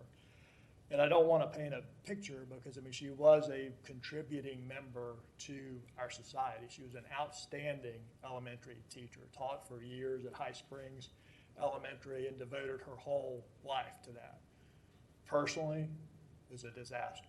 I mean, I have cleaned out other apartments before, and all I can tell you, the condition of this home, it's, as Dan said, it's a disaster inside. I mean, it's, And from a family member, it's difficult, you know, how involved do you get in a family member's life such as that? I mean, she could function, she worked, but, you know, as far as personal responsibility, as far as responding to something she gets in the mail, if she got it in the mail, just completely unable to do so. And so it's difficult. It was difficult for our family during the whole time. She did admirably move in and help my parents, but once my parents were gone, I mean, I had even begun to step in a little bit before they were gone. But I mean, she's not here. If anything's going to be done, it's because of me and her other family members. And the one thing that I failed to say earlier, and I should have, was I'm not asking. I mean, sure. I mean, the magistrate said let it go. I'm not asking that at all. I agree with you. For whatever time the city's got in it, I just would appreciate Commissioner Ward's. Something like that. I mean, certainly doable. I'm not here to negotiate, go back and forth. I will pay whatever you decide to get this done and get it, because I feel like we have my family feels like we have a personal responsibility, at least to the residents of Turkey Creek Forest to remedy the situation that's gone on way too long. Thank you. All right, appreciate that, Ms. Owen. Thank you.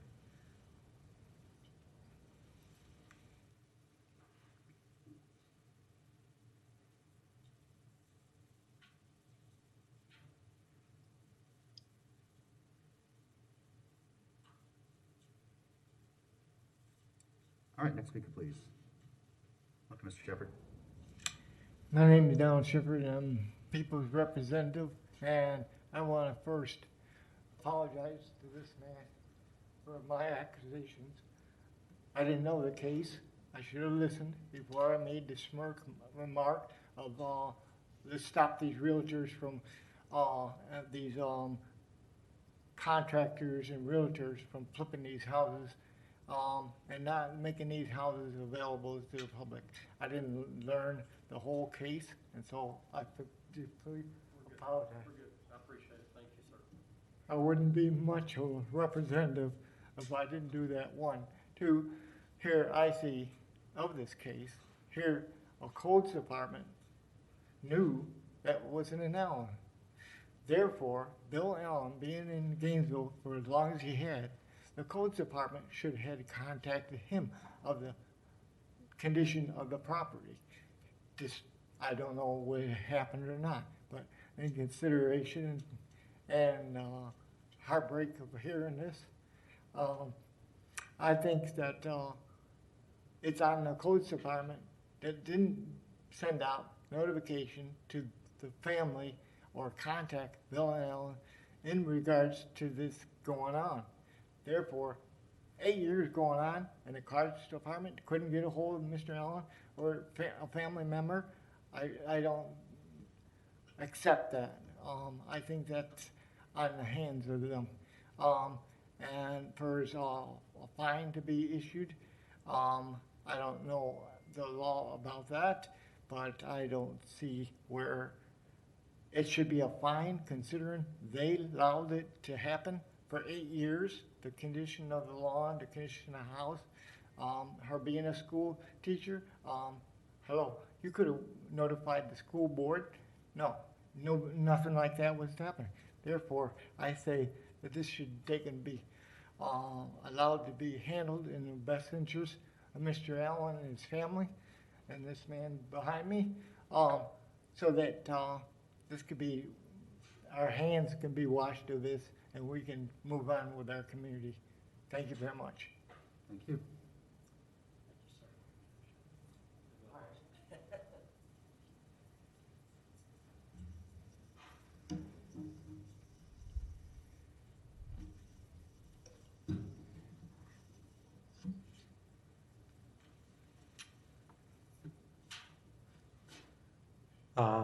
I wanted to make a comment as to practice.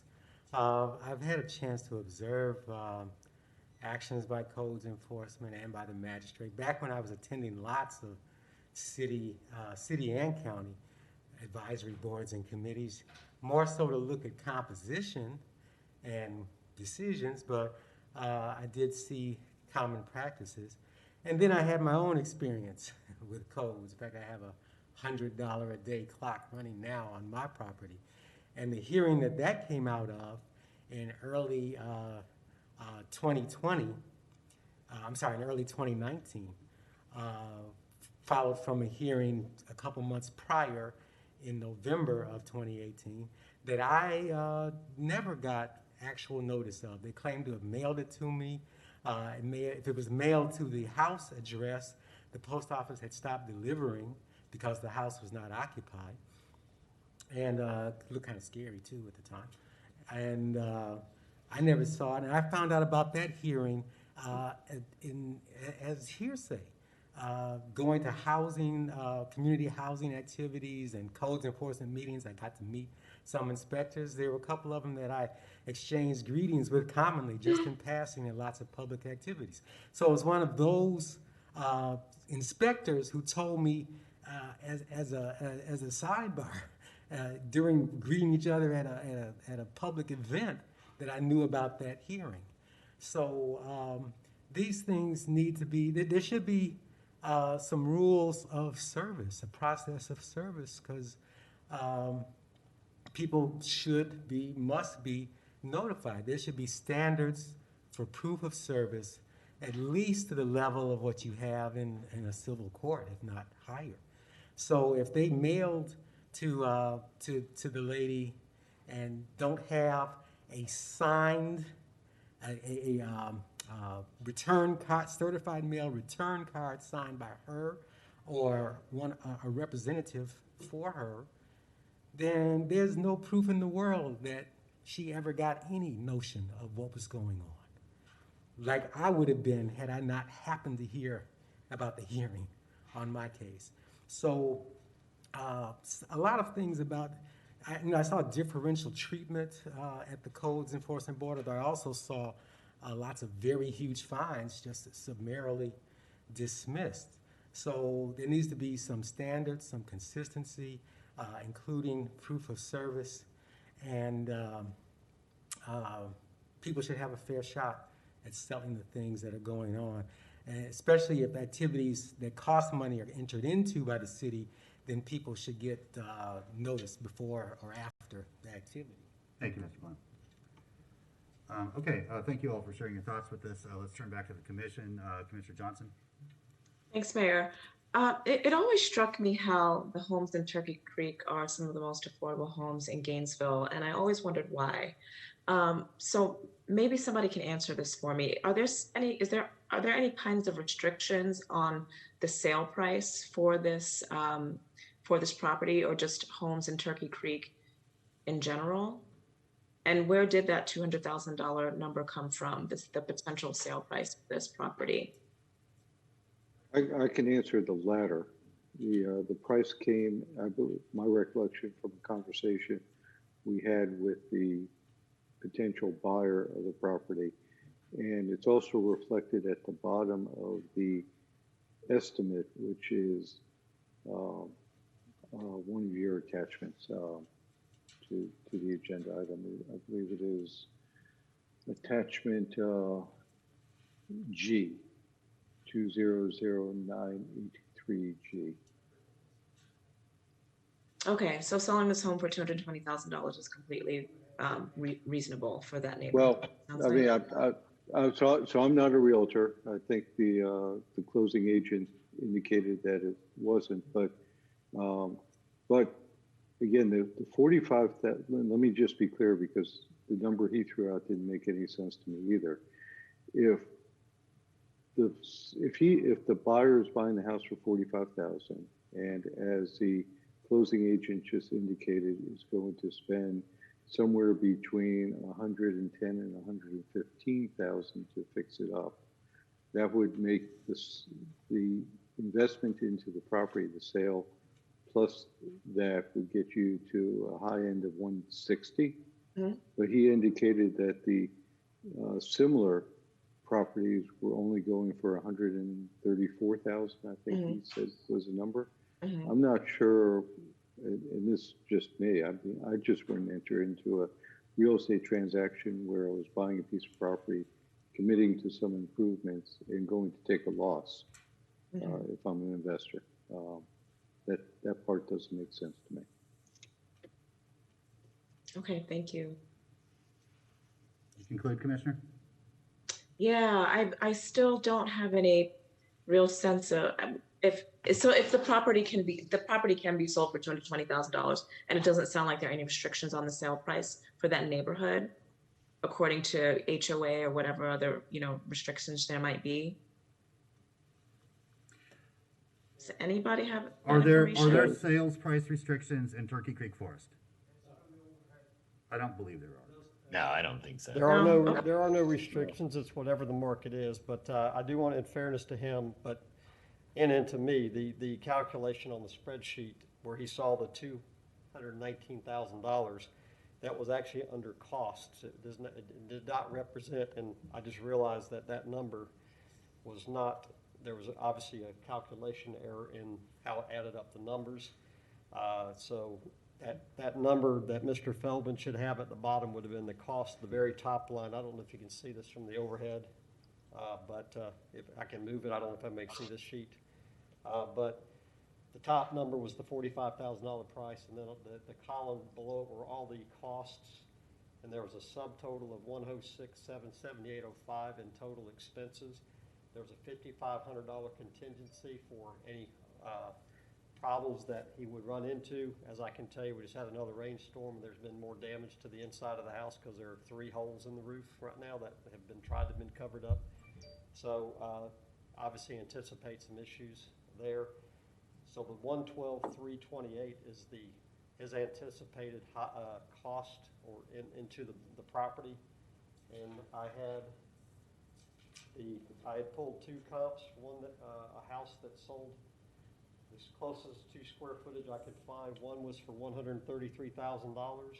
It's 1,512 square feet. The other one was 1,584 square feet for $148,900 in a very much better condition. And this home is 1,524 square feet, so it's somewhere closer to the $133,000 house that sold in November.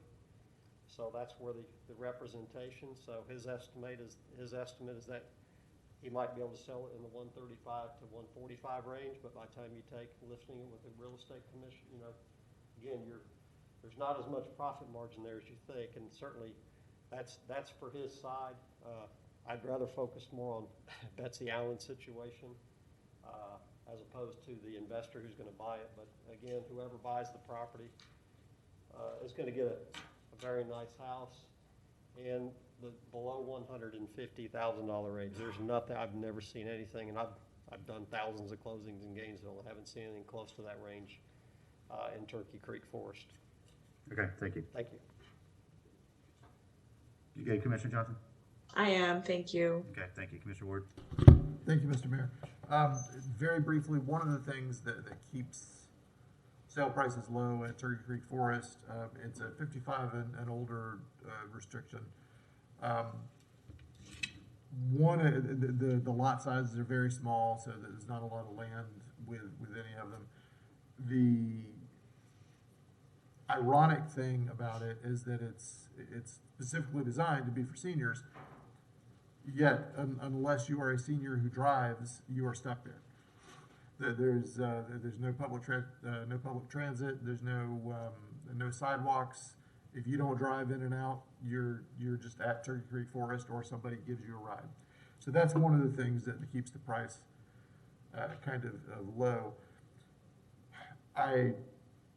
Following Mr. Blount's comments, I am concerned is not the right word, but I do want us to rethink the process of communicating with folks, not only in codes enforcement, but in general. We probably ought to require a return receipt so that we know people received whatever we mailed to them, and I've thought of this in other circumstances as well. I've certainly, in the last year, had mail not get to me that I'm sure was mailed. I would like us to rethink how we do mailing and general contact, but that's not something we can solve today.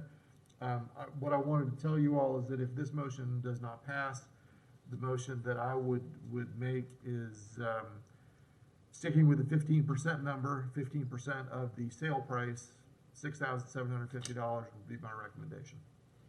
Thank you. Okay, thank you. Commissioner Johnson, is that an old hand? No, it's not an old hand. You know, and also in light of Mr. Blount's comments, I also have some concerns. And, you know, this is a really, really tough one for me, but to me, it's coming down to, it's something that I'm not willing to gamble with because to me, it's about the preservation of affordable housing. And so either, you know, there's the truth that's being told, which is that this house is going to stay, you know, under 130 or under 150, which is insanely affordable for Gainesville right now, or it's going to go up to something and the comps are going to go up for that neighborhood. And then, you know, there's a whole cascade effect that happens with that. So I am going to hope that Mr. Warren is telling the truth and that this house is indeed going to stay affordable for the neighborhood and for our city. And that's the light that I'm looking at this in, is that it's that we're keeping this neighborhood affordable. And it's a tough one for me though. I gotta say it's a tough one, but that's where I'm landing right now with it. So I'm not going to be in favor of the motion. Okay, thank Tough you. one though. Thank you. Mr. Feldman. I was just going to comment on the price. Mr. Persons just indicated to me also that there's another comparable off the property appraiser's website that shows a recent sale at 165. So I mean, the market is what the market is. It's hot right now.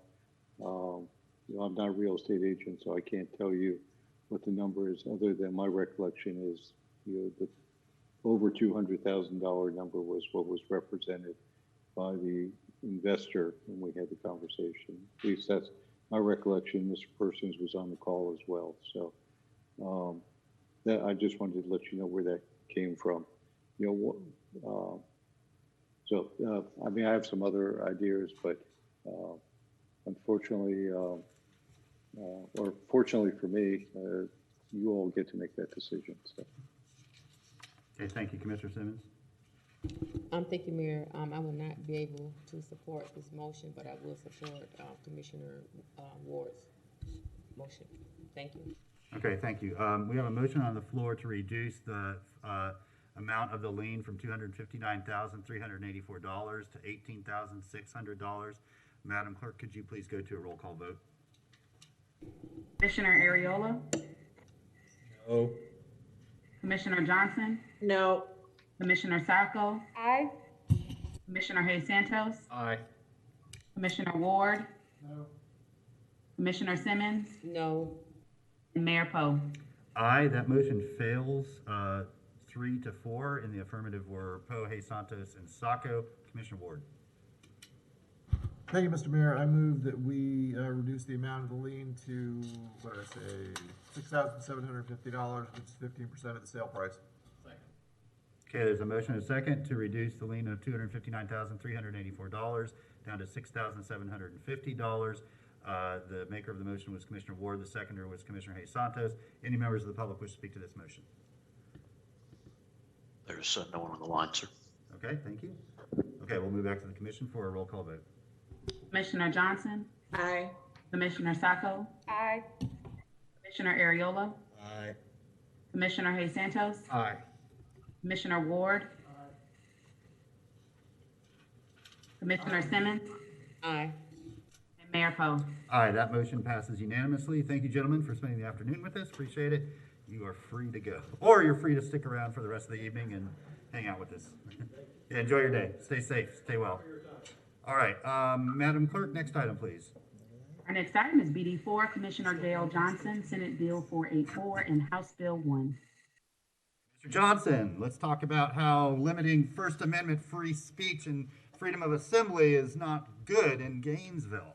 Oh boy, here we go again. The legislature is up to their shenanigans. So I I brought this forward a few months ago as something to watch, and here we are a few months later, and it's I'm here to talk about HB1 and SB 484. It's known as the Combating Public Disorder. I call it the anti-protest bill, and it passed along party lines about a week ago. Right now, it's going to be going to the Senate Appropriations Committee, and then likely it's going to head to the Senate.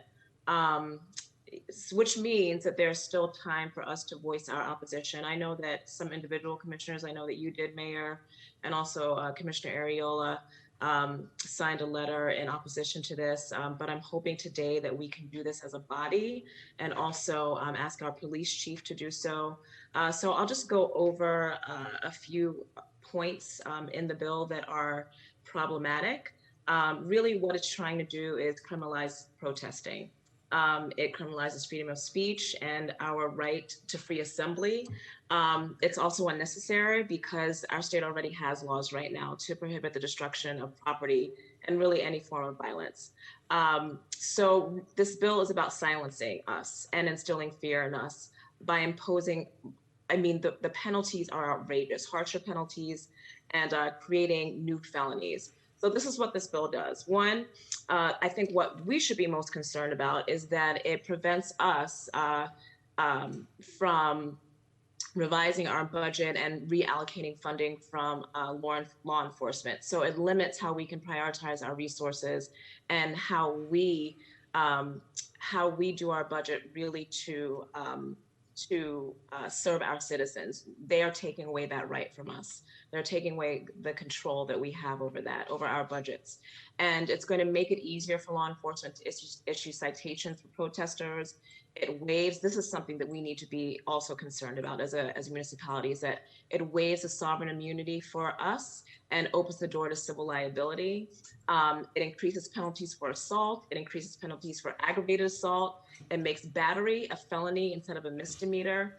It increases penalties for aggravated battery, and it creates a new crime of mob intimidation, which does not actually have a clear definition of what a mob is. It creates a second-degree felony for destroying Confederate memorials, and I'm going to actually read this. This is taken directly from the language in the bill. Memorial means plaque, statue, marker, flag, banner, religious symbol, painting, seal, tombstone, etc., displayed or perpetually maintained. It's dedicated to a historical person, an entity, or an event, or a series of events, and honors or recounts the military service of any past or present United States Armed Forces military personnel, or the past or present public service of a resident of the geographical area comprising the state or the United States. It increases penalties for burglary and theft. It's a huge laundry list. Creates a new crime of cyber intimidation. It broadly defines what a riot is and creates a new felony of aggravated riot. And also, if you're caught up in something, it requires first appearance before release on bail. And we can all understand how problematic that is. So I'd love to get your input on this. I'm hoping that you all are in agreement with me, and then I will be prepared to make a motion. All right, thank you, Commissioner Johnson. Over to Commissioner Ward. Thank you, Mr. Mayor. Commissioner Johnson, thank you for staying on top of this. My hope months ago was that this was a get out the vote sort of thing that would go away, because on its face it's a mockery of the First Amendment at the very least, among a number of other things. So I was hoping that it was just a big scare tactic, but it's clearly not. It fully intends to move forward, and any of us who think otherwise need to be disabused of that notion. Do you know, Commissioner Johnson, through the mayor, what the likelihood of, for instance, the Justice Department, the U.S. Justice Department coming after this and Oh yeah, that's going to be part of my motion. I mean, I think that we can likely expect this to pass. I think that we can likely expect that there's going to be a lawsuit, and I think that we need to be prepared for that. So that's going to be part of my motion. So okay, well, I'm certainly in favor of opposing this with whatever vehemence we can put together. Thank you. Thank you, Commissioner Santos. Thank you, Commissioner Johnson, for keeping on this. I'm as well extremely dismayed by what's moving forward in the legislature, and I think we should do what we can to try to stop it and then continue to fight it if it does pass. Thank you, Mr. Mayor. Yeah, thank you.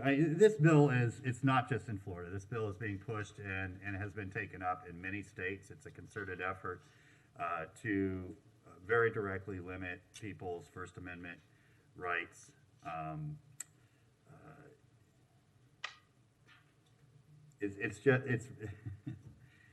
It's amazing. It's so brazen, I think, is my only surprise in this. That people who have taken an oath to support and defend the Constitution of the United States are so willfully ignoring that oath. This will absolutely be challenged. I would expect the U.S. Justice Department to get involved. They have already started an investigation of the voter suppression laws that have passed in Georgia. So they're taking citizen intimidation and civil liberties violations very seriously. The more they know that local governments, the ones who will be responsible for administering and enforcing these types of laws, are opposed to this, and why we're opposed from a very practical. This isn't philosophical completely. I mean, it obviously is. There's a philosophical reason to support broad civil liberties protections, but there's a very practical harm in this as well, and that's not going to be felt by the state of Florida government. It's going to be felt by local governments around our state. So helping both civil rights organizations and the U.S. Justice Department understand those damages, I think will be very helpful in those cases, and I think it will be very helpful for our colleagues around the state of Florida who are also incredibly concerned about the progress of this. So with that, Commissioner Johnson, I'll turn it back to you for a motion. Thanks. My motion is that we write a letter to Governor DeSantis, our legislative delegation, the members of the Senate Appropriations Committee from this body, and our Chief of Police in opposition to HB1. And it's actually been taken up, so it's just HB1. That we put this as a resolution on our next agenda, that we ask our city manager to keep us updated on how this bill is moving via memo, and should this pass, that we are prepared to join the NAACP, ACLU, and other entities in the amicus brief and/or lawsuit. Okay, thank you. Before I ask for a second, I have to voice my concern about directing our chief of police to sign on this. That is not our purview to do. He does not work or answer to us. And I also have a problem with directing the city manager to make him sign such a letter. I would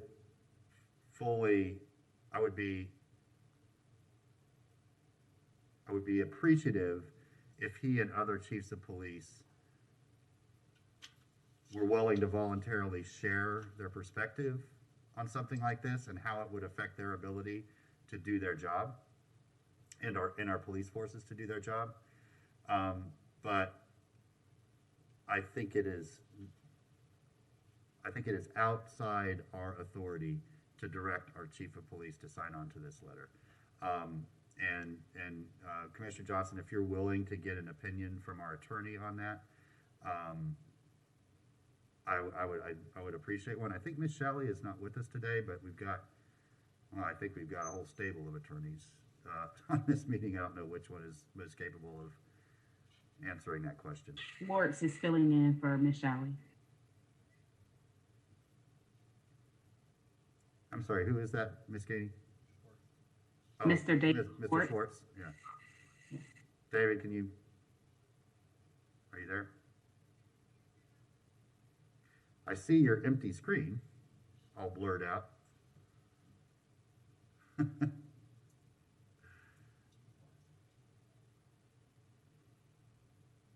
Well, while we're waiting for a legal opinion, Commissioner Johnson, do you want to stick with your motion?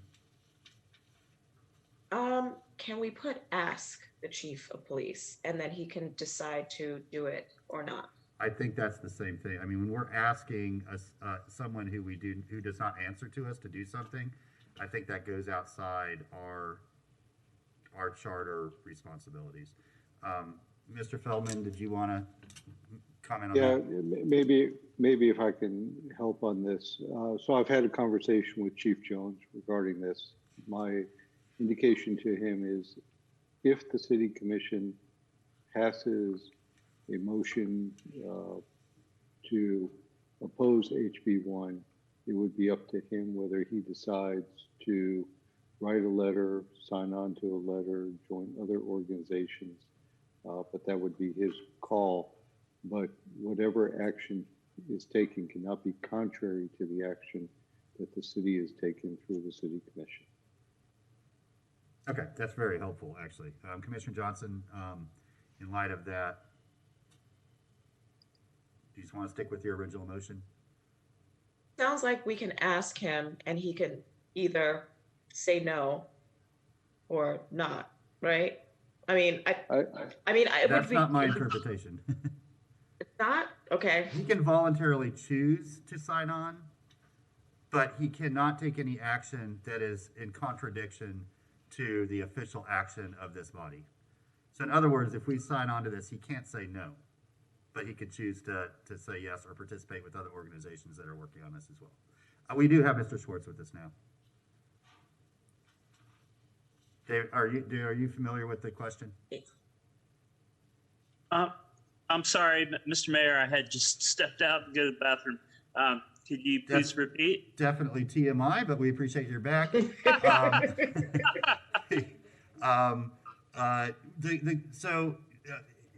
We have a motion that has been offered. It actually hasn't been seconded yet because I've been jabbing about it. But one of the points of the motion is to ask the chief of police to write a letter in support of to sign on to our letter. To sign on to a letter the city commission is going to be sending to various state government officials opposing HB1 and whatever the Senate number is. And I think the question is, do we have the authority to ask the chief of police to sign on to this action? And the question would be under the charter? Correct. Under the, yeah. And this is not something I'm particularly familiar with in regard to the chief of police. I would have to go take a look at the charter, but yeah, I don't have an answer right offhand. I can take a look at the charter right now and see if it, what kind of light it sheds. Okay, thank you. I'm just going to say. I will leave that off. Okay, thank you, Commissioner Johnson. I mean, you know how much I support what you're trying to do, what we're trying to do. I don't want to diminish the impact of it because we're taking some sort of action that might, take all the attention away because we're doing something that we're not supposed to be doing. So, but I know that the chief is watching and listening to this and is very involved both at a national and a state level with other law enforcement leaders. And so I'm sure they're having discussions about this as well, including Noble. I'd be very interested. In fact, if we can copy Noble on this, I'd like for them to know, a national organization of black law enforcement officials, I'd like for them to know the action that we've taken as well. So is there a second to the motion? It is now, does not include direction to the chief of police to sign on. Okay, second, Madam Clerk, was by Commissioner Ward. Of course, original motion by Commissioner Johnson. Anybody from the public wish to speak to the motion? Nobody on the line there. Okay, thank you, Larry. Mr. Blount? I'm glad you're talking about SB 484 and HB, everybody's got one. This threat to basic freedom, I think, is is part of a wave that this country should be scared of. I think it's existential. Suppressing voting rights, suppressing free speech rights. It's a conform or die mentality that's spreading mostly from one party, but if the Republican Party disappeared tomorrow, I think we'd still have a cultural problem. It worries me in particular, say the 1,000-student landing craft that's about to invade Fifth Avenue neighborhood draws the reaction that a lot of people are talking about. That is, that there are pickets out front of that construction gate. Does that mean we're going to all of a sudden get swept up? Well, for one thing, there's going to have to be a lot more meals bought for the Alachua County Jail, and a lot of people may end up with lifelong marks against them for simply expressing themselves. That is it's kind of one-party rule thing you'd expect in China or North Korea. So I hope that's not what this country ends up becoming. Every empire rises, reigns, and falls. So maybe this kind of behavior may be presaging a fall. Okay, thank you.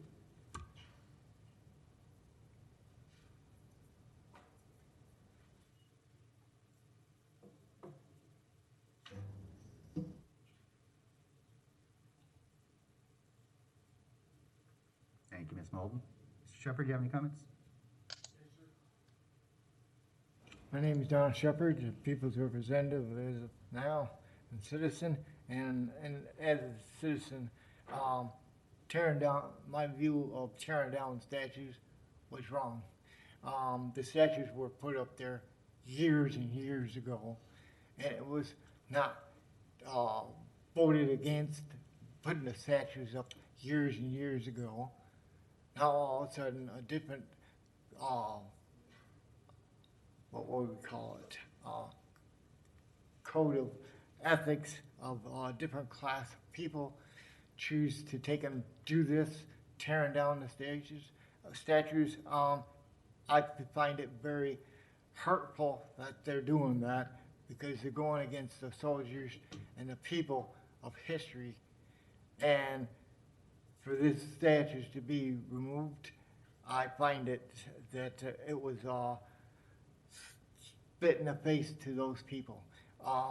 We need to put those statues back up, and we need to take and vote that this never is to occur again in the history of life, and that the people who did this be fined for doing this action, tearing down the statue. Each one that is on camera or is identified of doing this should be fined very heavily. I'm going to throw out an estimate of $5,000 per person. And that I'm also going to say that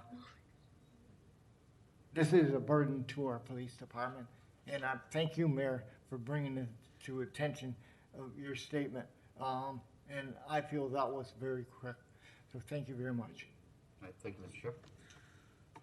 Okay, let's go back for a roll call vote, Madam Clerk. Simmons? Aye. Commissioner Ward? Aye. Commissioner Hayes Santos? Aye. Commissioner Sacco? Aye. Commissioner Johnson? Aye. Commissioner Ariola? Aye. And Mayor Poe. All right, that motion passes unanimously. So, Madam Clerk, I think we're back to the item that was pulled from consent. Yes, sir. That is CA 16, My Neighborhood Grant Program, Welcome Back Program, with a recommendation both from the Gainesville CRA Advisory Board and the City Manager that the Commission approve the My Neighborhood Grant Program as presented once approved by the City Attorney as to form and legality. Okay, thanks. Commissioner Hayes Santos, you pulled this off. Yeah, thank you, Mr. Mayor. I'm excited about this program, but there's a few things with the questions I have, mainly connected to eligibility. There's just one thing, there's conflicting information on section 2, where it says that this can only be used for purchase a lot or a single family home, but that in section 4, it includes townhouses and condos. And I want to make sure that that we do include this for townhouses and condominiums, so we don't have conflicting information. And then in section 4, we're talking about eligibility. My originally thought of this program was to bring people back to the neighborhood who lived there before, and this currently is just saying if you've lived there for 3 years, which I think it should be 2010 or earlier, or it's really the goal is to bring people back who have left this neighborhood.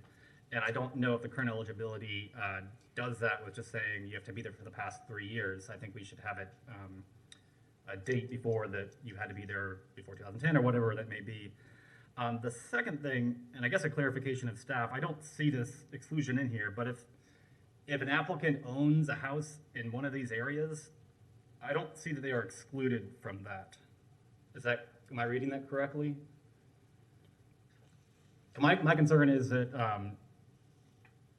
they would just buy the house next door and use this as a grant funding. I think they should be excluded if they own a house in the area already. Okay, good questions.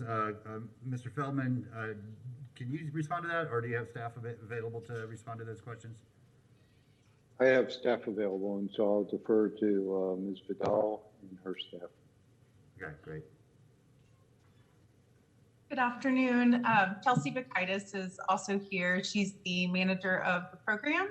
I will say we had not received feedback on the amount of years, so that's good to hear the conversation around that. This has been kind of a more difficult one to kind of put together. However, at the last meeting, we received, very clear advice on how to move it forward. So I think now is the time, if you want to make any changes, that we would really love to hear that before it moves forward. It will have to go through one more legal review as well. And so we will have some time to integrate any changes that you request and vote upon today. And I'll turn it over to Chelsea. Yes, thank you, Sarah. So your first question, thank you for noticing that contradiction in section 2. I apologize, I thought I had gotten rid of all mention of single family homes writing the program, but it looks like I did not. So I'll have to go back and edit that because we do want to include townhouses. As for your question about the number of years, the reason we did include current residents is because we wanted to also include people who are currently renting. If a person is currently owning a house, we didn't want to, also if someone's owning a house, we didn't want to be too strict because under the program, they have to homestead the property. So even if they move next door, they have to homestead the property. Maybe they're upgrading to a bigger house because they have kids and they need to change homes, but they want to stay in the neighborhood. So that is why we wanted to include people who currently might own a property under the program. But they do have to homestead, so most likely won't be owning 2 houses at that point. They can still own another house. You don't have to sell a house if you lose homestead. But the other, I guess, current residents are fine. If they've been there for the past 10 years, I think it's just those long-term people who have lived in the neighborhood. The other thing that I think we need to, I don't want the program to be, since there only is, in essence, 3 people who can get it. Right now, it's tied up for a year. They have to close.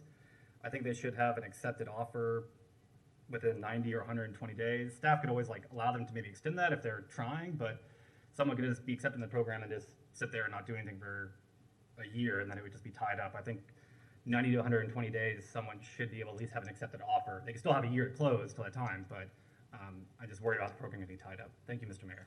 Thank you, Commissioner Johnson. Thanks, Mayor. Commissioner Hayes Santos brings up some really good points, and I agree with, I think, the premise of the program, making sure that people that did live in the neighborhood before have the opportunity to return. I mean, I know that that's the premise of it. So I think that we need to be a little bit more strict with the parameters of it. What I'm thinking is anytime, anybody that lived in the neighborhood anytime before 2010, and also if we can just be specific about, and also current renters, because I think that there's an opportunity for people to take advantage of this program. That's what we don't want. It's only 3 homes, 3 people, and then there's a potential to make a huge difference in people's lives with building generational wealth. So my proposal would be that we add in 2010, anybody that lived in the neighborhood before 2010 or is currently renting. Okay, thank you, Commissioner Johnson. Commissioner Ward. Mr. Mayor, I can't tell you all how excited I am to see this moving forward. I'm glad that we're getting near where it is. I looked back, and my original emails about this were last August. So it's really not, as government goes, it's not, all that slow. It's moving pretty well. I'm pleased with it. But I so want it to start making an impact in people's lives that I don't want to wait too much longer. So I agree with the ideas that have been brought forward. I would say at this point, 2011 rather than 2010, just so we stay on a 10-year. Because the reason I originally said something about 2010 is because I wrote it in 2020. So just keeping a 10-year time frame is kind of what I'm looking for. I would say someone who has been renting for some period of years in the neighborhood. So somebody doesn't move in, my anticipation of this is that, yeah, it's 3 right now as a pilot, but if it works, we're going to do a whole lot more than 3. So I don't want somebody to say, I'm going to go rent so that I qualify for this and I'll slide in. I want it to be people who have rented for some period of time in a neighborhood before they're eligible. Again, to try to keep people from gaming it as much as possible. If it succeeds and we open it up to a much larger number, somebody at some point is going to game it. That's going to happen. But if we keep that to a very small percentage and really do what we can to focus on building generational wealth in communities that have been hurt in the past, that's what we want to do. I don't want to make it specific to the point that it excludes nearly everybody and makes it difficult for people to participate, but I do want some exclusions in there that make sure we're achieving the goal that we're trying to achieve, which is building generational wealth for individuals and families who are from these neighborhoods. So I support what Commissioner Johnson and Commissioner Isentos have brought forward. I want to move forward with that. And I hope that we can do that within without pushing this forward yet another meeting before it goes to legal review. I'm done, Mr. Mayor. Okay, thank you. Commissioner Sacco? Mr. Mayor, I agree with the concern of having prior residents or current-ish/prior renters. I see that point. My concern is more about, I think Commissioner Santos' point about, if somebody owns a home, then they apply for this, they can homestead the program home, but then rent out their previous home. I don't want to see that happen. So I think it needs to be exclusive of current homeowners in the areas, only because I don't want to see that. The only conditions would be on the program property, and they could do whatever they want with this other home that they now can operate at a much lower cost while living in the program property. And I see that as a potential problem, and I don't want to see that happen, because it is supposed to build generational wealth, not exacerbate or build upon the wealth that somebody already has. That said, I would be comfortable with the 2010, 2011, 10-year prior frame of residency, or some 3 to 5 years established residency as a renter to qualify for the program. And I think that gives it some roots to the renter situation, but is not, well, I started renting 6 months ago in the neighborhood and now I can buy a house there. So I think something like 3 to 5 years as the condition of rental, pending what my colleagues think would be fair, would help ease that issue. But otherwise, I'm very excited to see the program move forward and hopefully grow to include more properties in the future. Thank you. Okay, thank you, Commissioner. Commissioner Simmons. Mayor, I have a question. This is a CRA program, so would the Sugar Hill and Spring Hill properties qualify for CRA funding for this program? How does this work? Ms. Vidal? I'll defer to Chelsea, the project manager on this. Oh, sorry. Yeah, go ahead. Sorry. Appreciate that. Thank you. Thank you. The Spring Hill and Sugar Hill neighborhoods are within the GCRA district. We have a map in the application, and you can see the limits of what parts of those neighborhoods are eligible, only eligible for the program. So, So Sugar Hill and Spring Hill, in short, are eligible. The parts that are in the CRA district are eligible, and I'm pretty sure most of at least all of Sugar Hill, I'm pretty sure, is in the GCRA, and most of Spring Hill should be. do you have a copy of the map? I can pull that up. One Could moment. you screen share that? Yes. 1 second. Okay.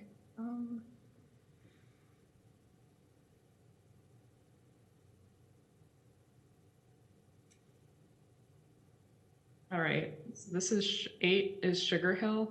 Let me make this bigger.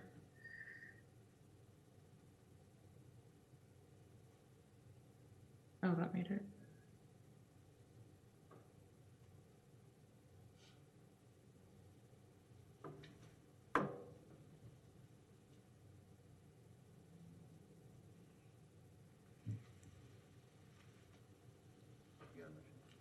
Okay. So 7 is Spring Hill, and 8 is Sugar Hill. And is that in the GCRA current district, number 8? Yes. Yes, ma'am.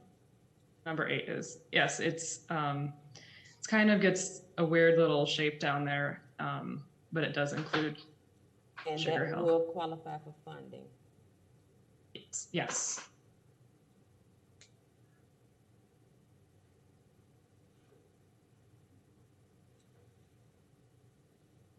Okay. I think we need to have the 10-year criteria. 3 years is too little. And I think that doesn't justify why we even have this program. So we need to extend it to 10 years. Also, this is a pilot program, and we're looking at, in the evening, our next meeting, we're looking at disposable property that the city currently owns, and that's on the surplus land. And several of those properties reside in the very neighborhoods that we're looking at potentially having this as a pilot program. We only could do 3 houses based on the $75,000.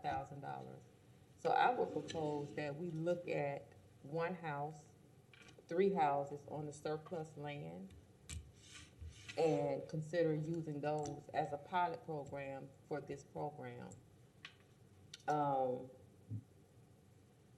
Because we all know inventory is going to be very little. That's a fact.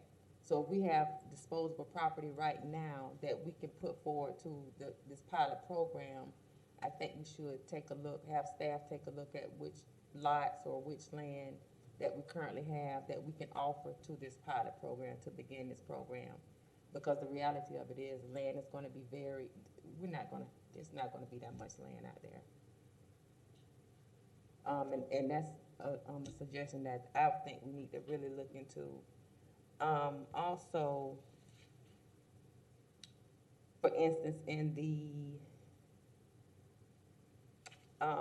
Cedar Grove neighborhood, because I think that was one of those. Cedar Grove is not on here.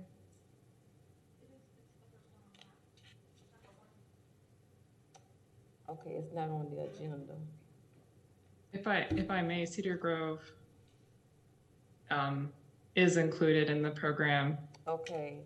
If it's not written on the agenda, I apologize. No. Okay. So for instance, and I just want to get a sense of how this program will work. And let's take Cedar Grove, for instance. Cedar Grove, so if a house becomes available, and Cedar Grove is a relatively new neighborhood, unlike Porter's and Sugar Hill and Spring Hill. So if a house comes available and a person wants to purchase that house that lived in Cedar Grove is what, maybe 20 years old? Maybe. And we're going back 10 years, so maybe someone wants to come back and purchase a house in Cedar Grove that lived there maybe in the 90s. So they would come to this program and show that they grew up in Cedar Grove. They want to purchase a home that's currently on the market, and we would assist them with the down payment. Just walk me through this process. So if a realtor has a home on the market, will we be able to talk to realtors and say, hey, this is a program that the city is offering? If you have potential clients that's coming into these particular neighborhoods, we want to be able to assist them with down payments, or how would this program actually work? Commissioner Simmons, I'm happy to walk you through that. Sarah Vidal, GCRA staff. You know, I think this is a lot like our model block program, if you remember, with the $25,000 off at closing, and then we get a soft second mortgage in second place for the initial lender. And to be honest, I remember when we rolled out that program and we were working with local banks, they didn't understand that the incentive just came with the house. If you remember, it was a different type of program because usually the banks deal with income contingent programs of this kind for what kind of ends up being down payment assistance, right? So anyway, for this program, I think that we'll have to get with the real estate community and also, you know, with the other programs that we've come forward with housing, and really market these, because it's going to take us speaking with the real estate community so that they know how this program will work. Because the last thing you want to do is get to the closing table, right? And everybody's confused. So, you know, I think that will be one of our charges once we get this approved and move forward is, you know, how are we going to market this to the real estate community with the other programs and kind of have a suite of available programs, but also some really clear instructions on how this works. And I think too, because I'm familiar with the model block program and how challenging that was, and so I'm looking at this program and it's admirable. I totally get it. But reality of it is, because it's a free market, if someone on their own says, this property is for sale in my community and I want to purchase it, and they go to a real estate agent, the person that's selling it, and they have a buyer that offers more, then the opportunity, the potential for that original neighborhood person to actually get that property, you know, I think it's going to be a challenge for them. So I would like to see that we help them with that, and that is offer some of the surplus property that we currently have and set the program up initially with those properties that we have in these communities and say, okay, we have these certain lots available. We offer in this program, pilot program, and if you can prove to us that you've been here, you live in this community, you meet the criteria, then we can work with you to move this project along. I think that should be the route we take initially to get the program off the ground. But this is Commissioner Ward's idea. I love it. But I just want to make sure that the people that we're trying to target have an opportunity to actually purchase and be able to get this property and get this land. And I think we can really do a great service if we set aside maybe 3 to 5 homes in these neighborhoods and just start that program, initial program with those 3 to 5 homes as an initial startup. Just something to think about. Very Thank you, good. Mayor. Thank you, Commissioner Simmons. Commissioner Jesus. Thank you, Mr. Mayor. Commissioners, I hear you on the surplus properties, but my concern is that it takes us a long time to get properties, and it would just complicate things a lot, and I think would delay the program. And I also think it would change the program too much and just say it's only 3 properties or it's any of these neighborhoods. Because a lot of they only have a few properties, and they're not in all of these neighborhoods, I don't believe. So I think we should try to just move forward, at least without those surplus properties. But I guess if someone wants to buy one of those, I guess they could buy it and use it there. I'd like to make a motion that we approve the program with the following amendments, and this does not need to come back to the commission. We can just move forward. The first one is that an applicant must have lived in the neighborhood, or one of the neighborhoods, before 2011 for at least 3 years, or they can be a current renter that has lived there continuously for the last 3 years. Second portion, that we clear up the conflicting information about townhouses and condominiums in section 2 to allow them. Third, that the applicant must have an accepted offer for purchase within 120 days of being approved for the program, though staff can extend that deadline if the buyer is showing that they are trying to make a purchase. And lastly, that you are not eligible for the program if you currently own a home in one of the eligible areas. Okay, there's a motion by Commissioner Santos, seconded by Commissioner Ward. Commissioner Johnson. Does this include people who apply whose families have historically lived in the neighborhood? Is that? I can answer that. No, it does not. They have to have lived there themselves. Okay. Can we add that? Commissioner Hayes Santos to the motion. Mr. Mayor? Sure. I think that makes it complicated. I think that I personally, I don't know, I have concerns with adding that in right now because I think it would just make it more complicated. I'd like to go with what we currently have. I hear you, but I think people who have lived there before. So I have concerns about the complications of that. Thank you, Mr. Mayor. I would love to hear the input of Commissioner Ward. It's his program. I mean, I thought that he wrote so that people that, welcoming back to the neighborhood, people that have families that have historically lived there. I knew that I read that somewhere. Well, we've got him up next, Commissioner Johnson. So. Okay, great. Okay, Commissioner Ward. Thank you, Mr. Mayor. So I'll go in kind of backwards order here. Commissioner Johnson, I don't think that was part of the original program. I'm certainly open to it. I love the idea. What I had originally written in was if you had spent time growing up in the neighborhood, let's say Duval, because I was just looking at Zillow just to see what's available in Duval right now, and there are homes available in Duval for sale right now. So let's say that you had spent time growing up in Duval, and you could prove that you qualify, or you have the potential to qualify. You meet the first round. I'm certainly interested in, as we expand this, let's assume that we sell these first 3, that they happen. As the program comes back to us for more funding, yeah, I would love to expand it, but my question is, what level of family do we spread that out to? Is it parents, grandparents? What stretch of cousin do we stretch it out to?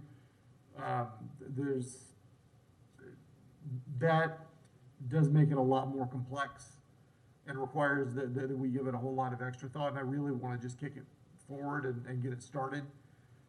And then as we do another level of funding with it, we could, between now and then, think about the things that we'd like to add to it.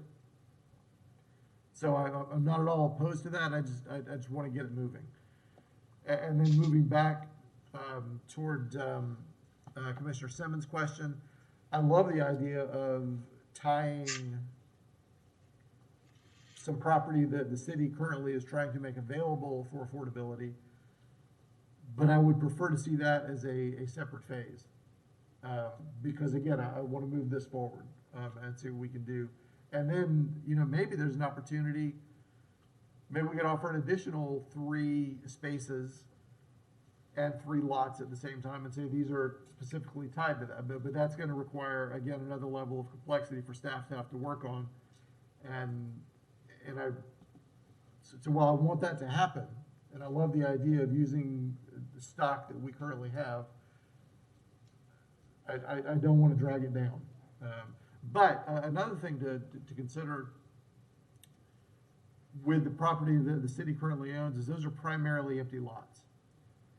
So it's going to require a different level of qualifying for bank loans and financing because they're going to have to build on it, which is fine. I want homes built on those in the long term, but it's a whole other level of complexity as a buyer that we don't necessarily have to meet in this current thing. So maybe that's the second thing that we do, along with opening up to family as opposed to personal experience in the neighborhood. So those are my thoughts. Thank you. Thank you, Commissioner Simmons. Mayor, yeah, I totally agree that we need to move the surplus list along. I get that.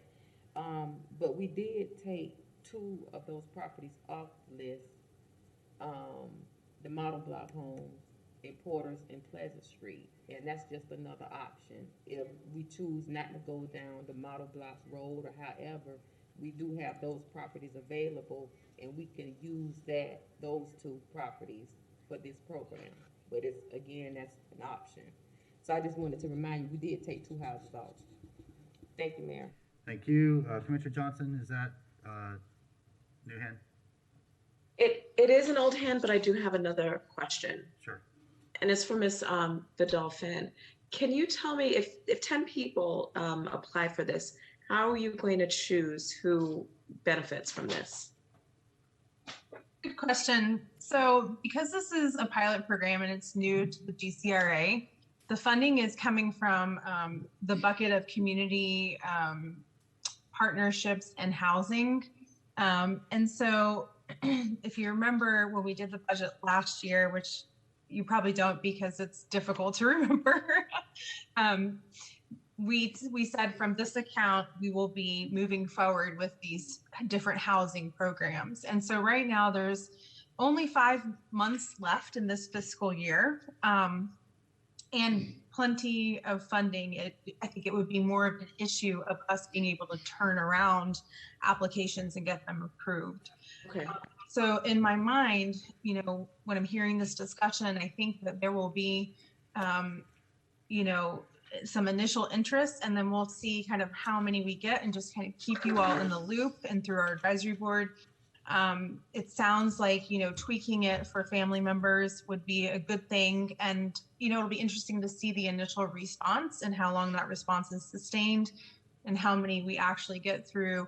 You will hear our budget item next week. I believe our meeting, the Joint Commission Advisory Board meeting, is Wednesday.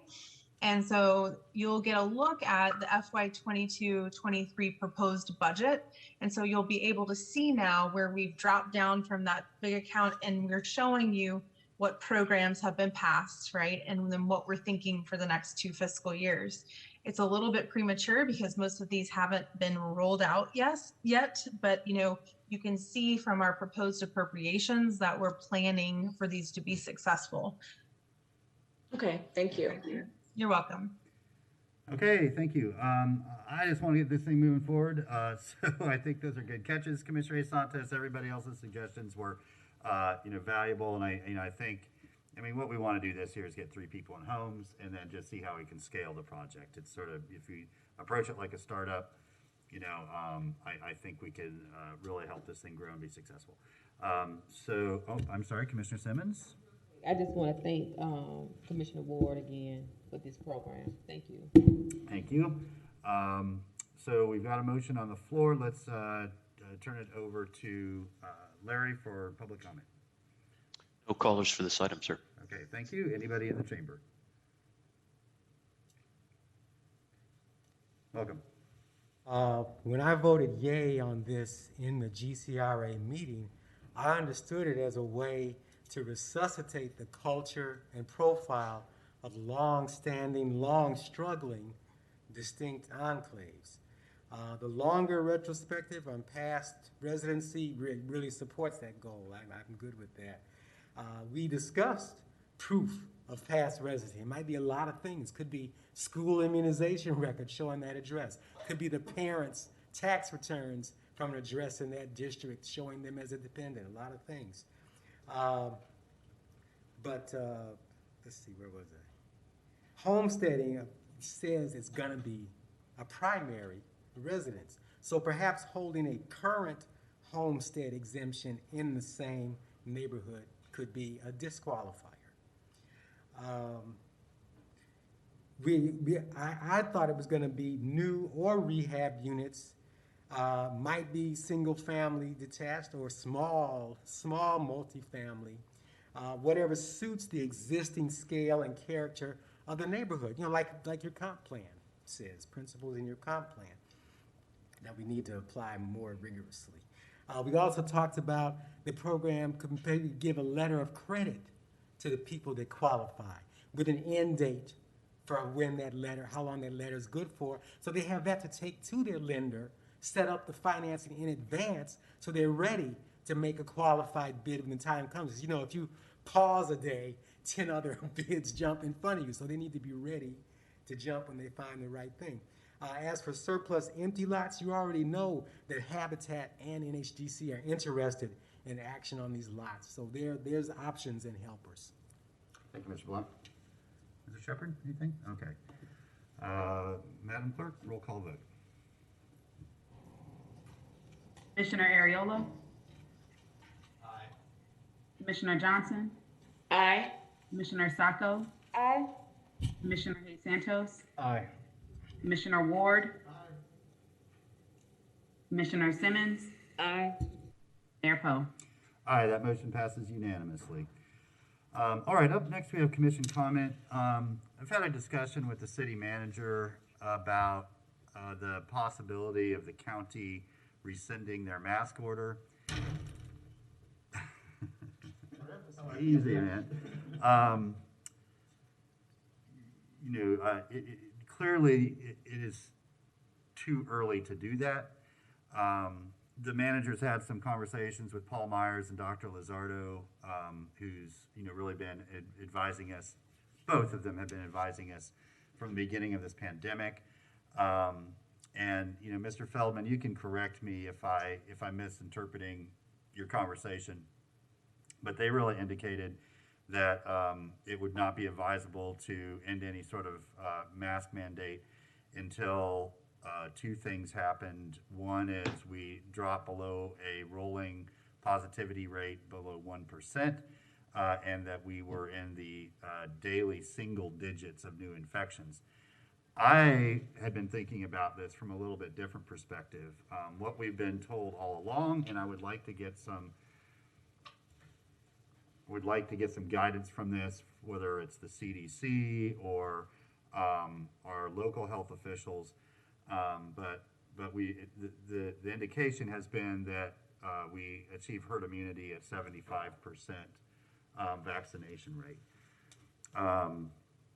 So to me, that seems like our goal, our likely target, because we can measure that. We know what percentage of Alachua County residents have been vaccinated. And that will lead to the outcome. Once we get to that 75% vaccination rate, we will see sub 1% positivity rates and single digit new infections. That's sort of the nature of herd immunity. Really what I'd like to do is place this on our next regular city commission agenda 2 weeks from now. We will know what action the county did or did not take by that time. But really, I think now just give the city manager our endorsement that we support him continuing a mask order within the city limits, regardless of what the county does or does not do at that next meeting. And then, I'd like to, Mr. Manager, invite Dr. Lizardo and/or Paul Meyer to join us at our next meeting to, I think, one, just give us an update, and then two, give us some guidance on what, the health professionals are saying from a national perspective, and what guidance they have for, local governments on continuing to protect public health. And I think that'd just be a good opportunity for the rest of our public to hear from the folks that actually know what they're talking about. They didn't hear it from that guy they went to high school with on the lacrosse team. And then I think that'll give us some good guidance as well to make decisions. So without objection, if y'all want to comment on that, fine. But without objection, I think that was the city manager's intention anyway. It's his, it's my emergency order. It's his executive order that directs, what we do within our city borders. And he's already shared with me that was his thinking and intent. Although we have been talking a little bit more about what the sort of qualitative thresholds would be to when it would be appropriate to lift any sort of restrictions like that. Mr. Feldman, do you want to comment at this time? I just wanted to clarify. So my conversation was actually part of a community leader meeting where Dr. Lizardo and Mr. Meyer was at. So, that time, I believe it was Dr. Lizardo that indicated that it was his impression that masks should continue until we had a positivity rate of less than 1% and in the single-digit cases. Okay, great. So it wasn't just a conversation between you and him. It was that with the sort of working group you have of community leaders that you've been meeting periodically with. Yeah, it's actually started by UF. Dr. Mull convenes a meeting every few weeks. Great, right, okay. I remember participating in those last summer. They had a different tone, I'm sure. Okay, Commissioner Ward. Thank you, Mr. Mayor. I'm certainly supportive of what you were talking about there, but I'm happy to see that move forward to the next meeting. What did you want to have further discussion on that, or can I? Sure. I don't need to. Okay. All right. Yeah, I mean, I think that's the city manager's intention. I just wanted to kind of bring it up, and if anybody had any objections to that, kind of, let it be known. And I just didn't want to break up that topic. No. If you have something else, go for it. Okay. Just a few things regarding some resolutions I would like us to consider. First, I'll apologize to everyone. You were kind enough to say yes, we could have could consider a resolution in opposition to genocide. And I did not put that back up out there, so I'll do that for the next meeting and then get it within the next few days, get that available so everyone can take a look. Two other resolutions that I would like us to consider that I will also put back up out there for. Number one, a B City resolution. There's some backup for that I would like us to have a conversation about and consider. And also one that I think some of you have also been contacted about. I don't know who all, but I think maybe most of you, if not all, in support of a national infrastructure bank through the federal government. There is a bill in Congress, HR 6422, to create a national infrastructure bank to support local rebuilding of infrastructure, as we know is all necessary. I think that probably ends up being swept up into the president's proposals of late. But the idea is for us to pass a resolution in support of HR 6422, a national infrastructure bank creation. So if we put all three of those on the next agenda, that would be helpful, and I will get the backup distributed this coming week. Okay. Yeah, just that next meeting is sine die, and we typically try to keep the evening agenda very light to make it all about honoring our outgoing elected officials. I don't see those as controversial, so I think you know, that's fine. At the same time, if they're not really time sensitive, we can push them to the next meeting, so. Yeah, We can figure that out. But we will be trying to keep that evening agenda light. You know, the other thing is, you know, we could probably do those in the afternoon, because those are not binding resolutions. Those are just the resolutions of support. So, Omi, I'll work with you on that. And if the attorney gives us a green light to put those in the afternoon, then we'll go ahead and do that. Okay. Commissioner Jesus Santos. Thank you, Mr. Mayor. This is to the county's mask order. Speaking with one of the county commissioners, and there's a coordinated effort by a small number of individuals to put pressure on the county commission to remove it. And they were asking for, just trying to get more pressure on the county commission, people who do support it. And I was hoping that maybe we could do a press release that the city of Gainesville does support mask release, and for asking people to contact the Board of County Commissioners, their thoughts, because we need to make sure that the residents know that they need to speak up right now if they want to keep it. So that would just be my ask, that we can put a press release that we do support the mask mandate, and that we ask our residents to contact the BOCC so that we can try to get some press on the issue. Okay. I was just informed that the St. Michael's redevelopment issue is on the April 15th evening agenda. I don't like that. That's not fair. And whoever scheduled that, I'm sure wasn't thinking about the fact that that was a sine die ceremony. I would rather actually, regardless of whether that's sine die or not, I think that should be a special meeting. That is absolutely a unique and standalone type issue that deserves its own meeting. And so I don't know what notice is put out. Andrew or Omi, if you can speak to that, and whether we can actually schedule a special meeting and notice that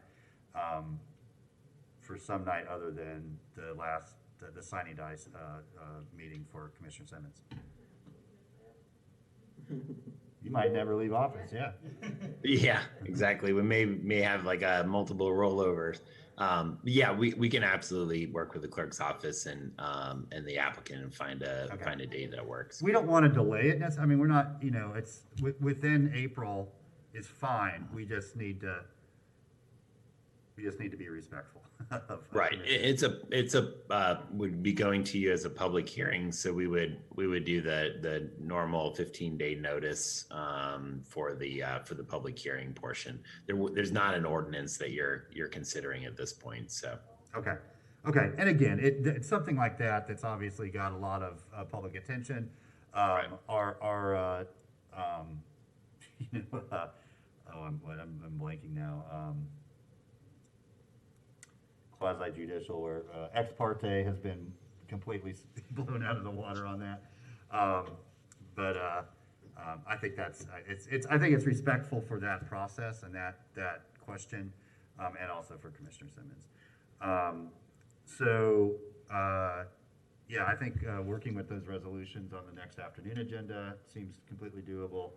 And did you want to make a motion about the press release?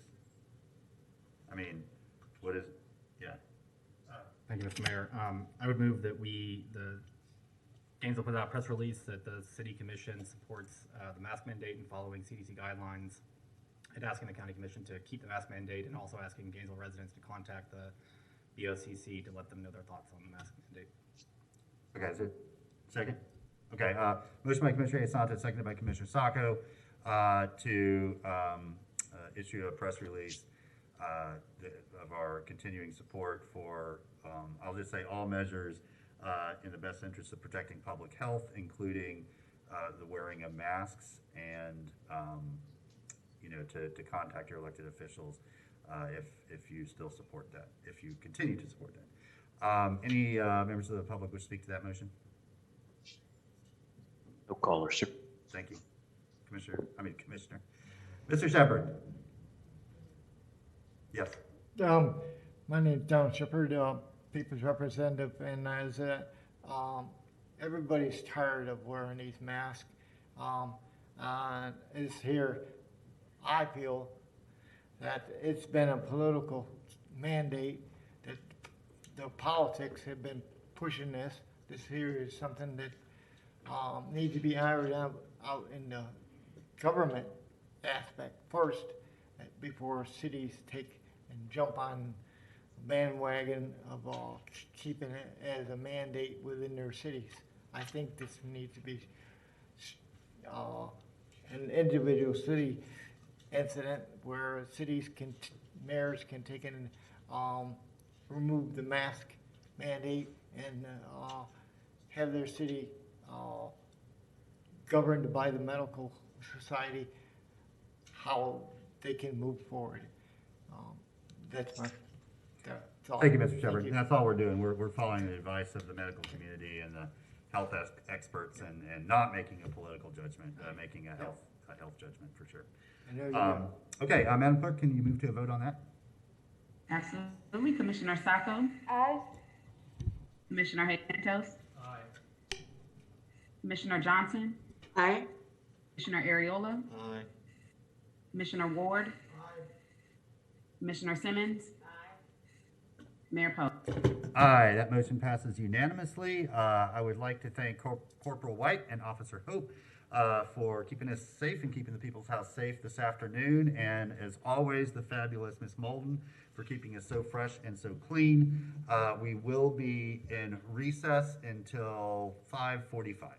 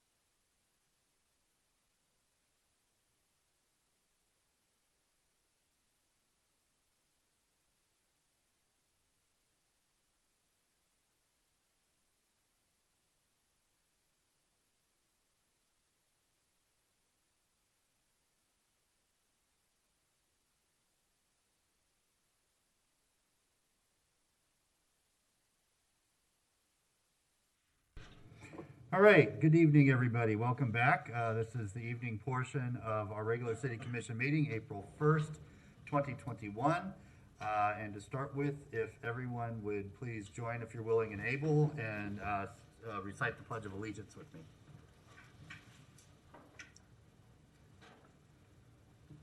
I pledge allegiance to the flag of the United States of America and to the republic for which it stands, one nation, under God, indivisible, with liberty and justice for all. Thank you, and please be seated. Okay, Madam Clerk, what's up first this evening? Our first item this evening is proclamation for Water Conservation Month and recognition of the Mayor's Challenge. Okay, do we have anybody here from GRU for this? Yes, Mr. Mayor, Commissioners, my name is Tony Cunningham. I am the Water Wastewater Officer at GRU, and so I am here to receive the proclamation for Water Conservation Month. All right, thank you, Tony. Glad you're with us. That's a fine-looking family you got behind you there. Thank you. Whereas clean, safe, and sustainable water resources and supplies are basic and essential needs of every living creature.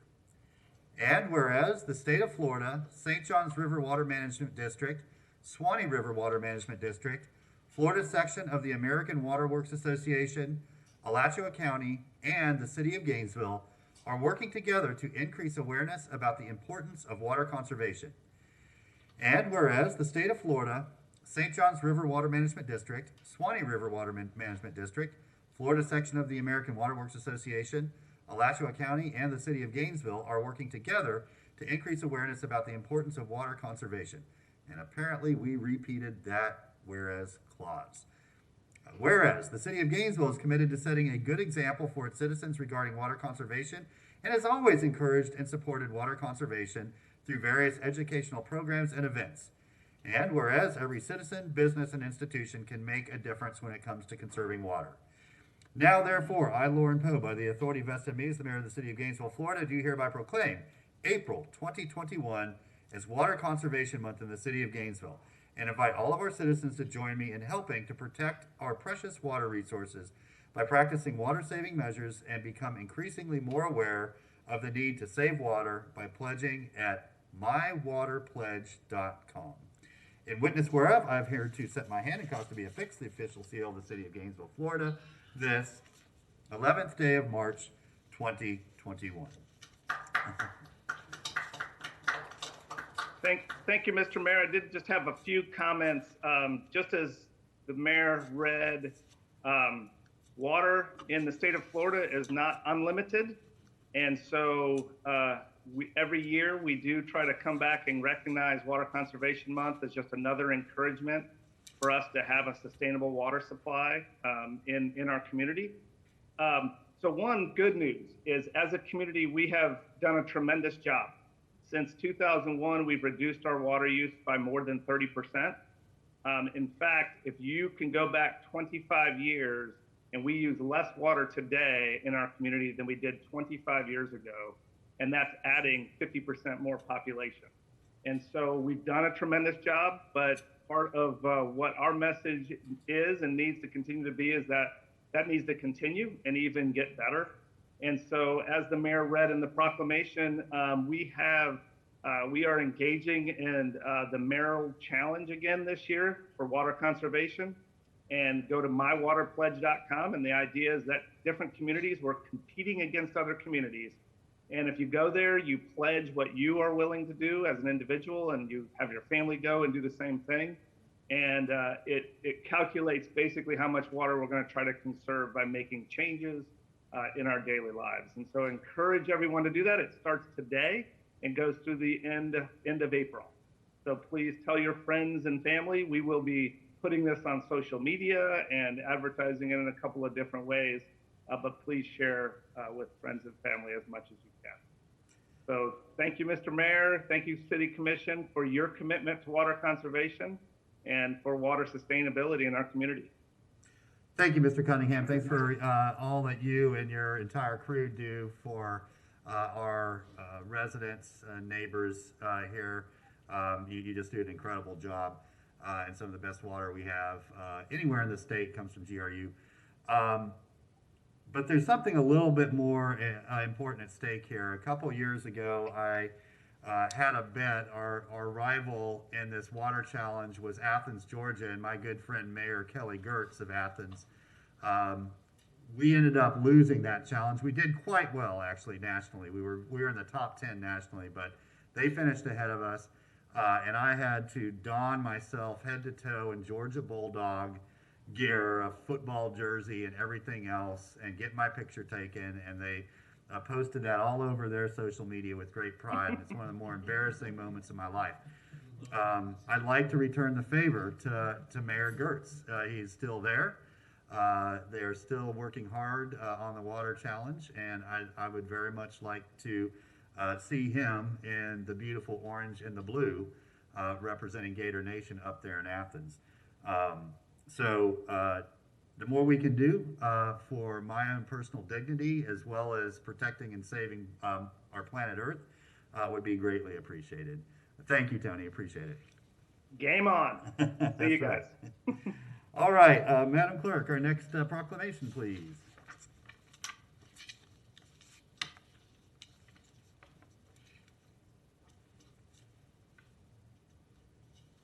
Okay, Madam Clerk, I'll get it. Up next, we have a proclamation for National Healthcare Decisions Month. Do we have anybody here to receive this proclamation? Welcome. Come on down. If you don't mind, I think just standing at the lectern here. You want to introduce yourself for us? Yes, sir. My name's Todd Martin. I represent Haven Hospice. Okay, very good, Mr. Martin. Thank you for being here, and thank you for everything that Haven does. It's an extraordinary organization. Whereas National Healthcare Decision Day is recognized across our nation on April 16th, 2021, to raise public awareness of the need to plan ahead for healthcare decisions, especially those related to end-of-life care and medical decision-making when patients are unable to speak for themselves, and to encourage the specific use of advanced directives to communicate these important healthcare decisions.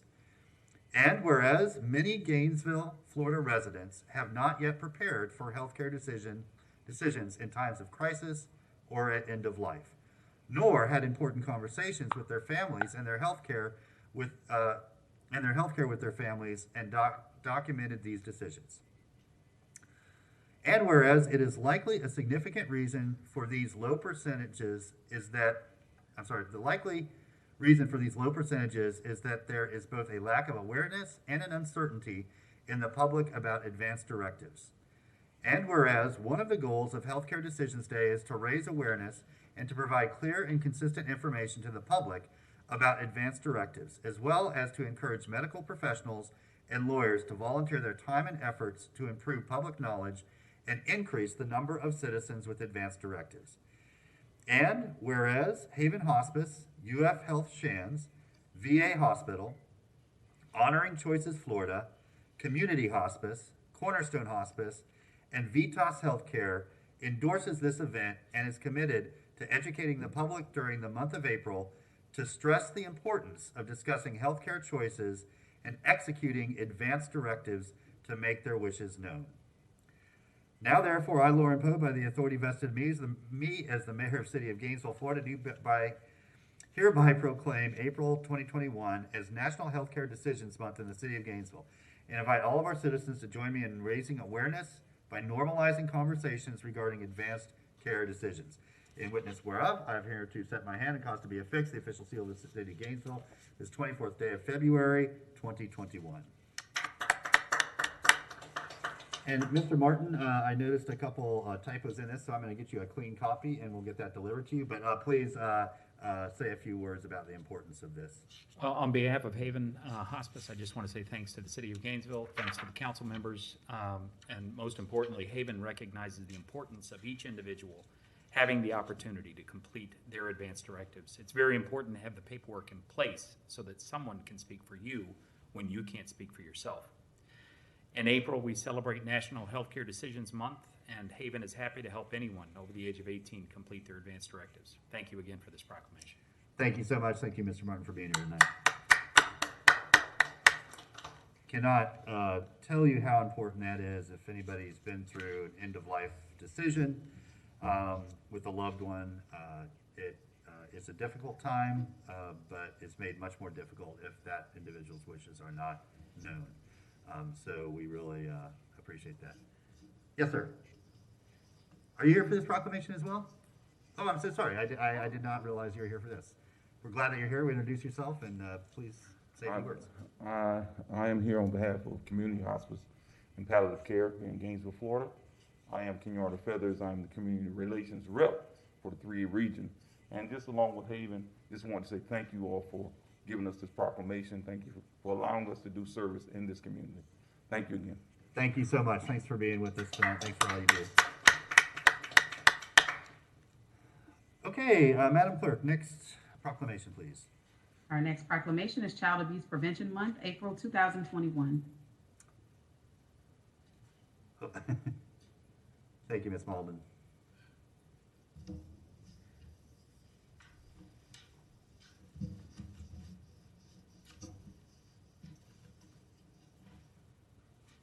Hey, welcome. Just introduce yourself and tell you who you're representing. Hi, my name is Kathy Winfrey, and I'm representing the Alachua County Child Abuse Prevention Task Force. All right, thank you so much for being with us tonight. Whereas Alachua County is now below the state rate for child abuse and neglect at 9.8% compared to the state rate of 10.7%. And whereas child abuse and neglect cause significant trauma to the abused child and society, inflicting upon children serious illness and injury resulting in physical, intellectual, and emotional impairment or death. And whereas abused or neglected children are at much greater risk of becoming abusive and neglectful parents. And whereas prevention services can reduce the cost society must bear in dealing with the results of child abuse and neglect, and can help children and families avoid the overburdened and expensive social welfare and criminal justice systems. And whereas children deserve the opportunity to grow and thrive in healthful environments, free from threats of violence and harm. And whereas during the month of April, public and private sector agencies, child care professionals, child advocates, and residents will be increasing the public's awareness of child abuse and neglect prevention. Now therefore, I, Lauren Poe, by the authority vested in me as the mayor of the city of Gainesville, do hereby proclaim April 2021 as Child Abuse Prevention Month in the city of Gainesville, and invite all of our citizens to join me in preventing child abuse. In witness whereof, I have hereunto set my hand and caused to be affixed the official seal of the city of Gainesville, Florida, the 17th day of March, 2021. So please say a few words. Thank you, Mayor Poe, City Commissioners. Hi, my name is Kathy Winfrey. I'm the Program Manager of Healthy Families, which is a child abuse and neglect program here in our community. I'm also the chair of the Alachua County Child Abuse Prevention Task Force. I want to thank the commissioners for your support during Child Abuse Prevention Month. A community partnership approach to the welfare of our children requires that everyone in the community believes that they have a role in keeping our children safe. As a team, we can build a stronger community by increasing awareness and community support to prevent child abuse. In 2008, the number of abused and neglected children in Alachua County was double the state rate. Due to increased education and community support from programs such as Healthy Families, the Child Advocacy Center, UF Child Protection Team, DCF, and Partnership for Strong Families, we are now below the state rate, indicating that we are making a difference in our children's lives. I do want to mention that I looked it up online, and currently Alachua County has the 7th highest rate of child abuse with over 4,000 reported cases annually. So we're making a dent in the right direction, but we still have work to do because even one child is too many. You'll be noticing the pinwheel gardens around the county, the largest being in front of UF Health Hospital, where the task force planted this morning at 7:30 before the rain came, approximately 1,000 pinwheels. The pinwheels are served as a reminder to us, again, that it is our job as a community to keep the children of Alachua County safe. The task force also hosts an annual event every April in recognition of Child Abuse Prevention Month. Our signature event is called Celebrate the Child. Unfortunately, due to COVID, we were unable to have that event last year and this year, So instead, we got together as a task force and put together 100 bags with different safety items, safety materials, and we distributed them to the Partnership for Strong Family Neighborhood Resource Centers, which are Library Partnership, SWAG, and Cone Park, and some of the WIC clinics, so they can get out in the community and our citizens in the community can have these safety items. Again, thank you so much for supporting the children of Alachua County.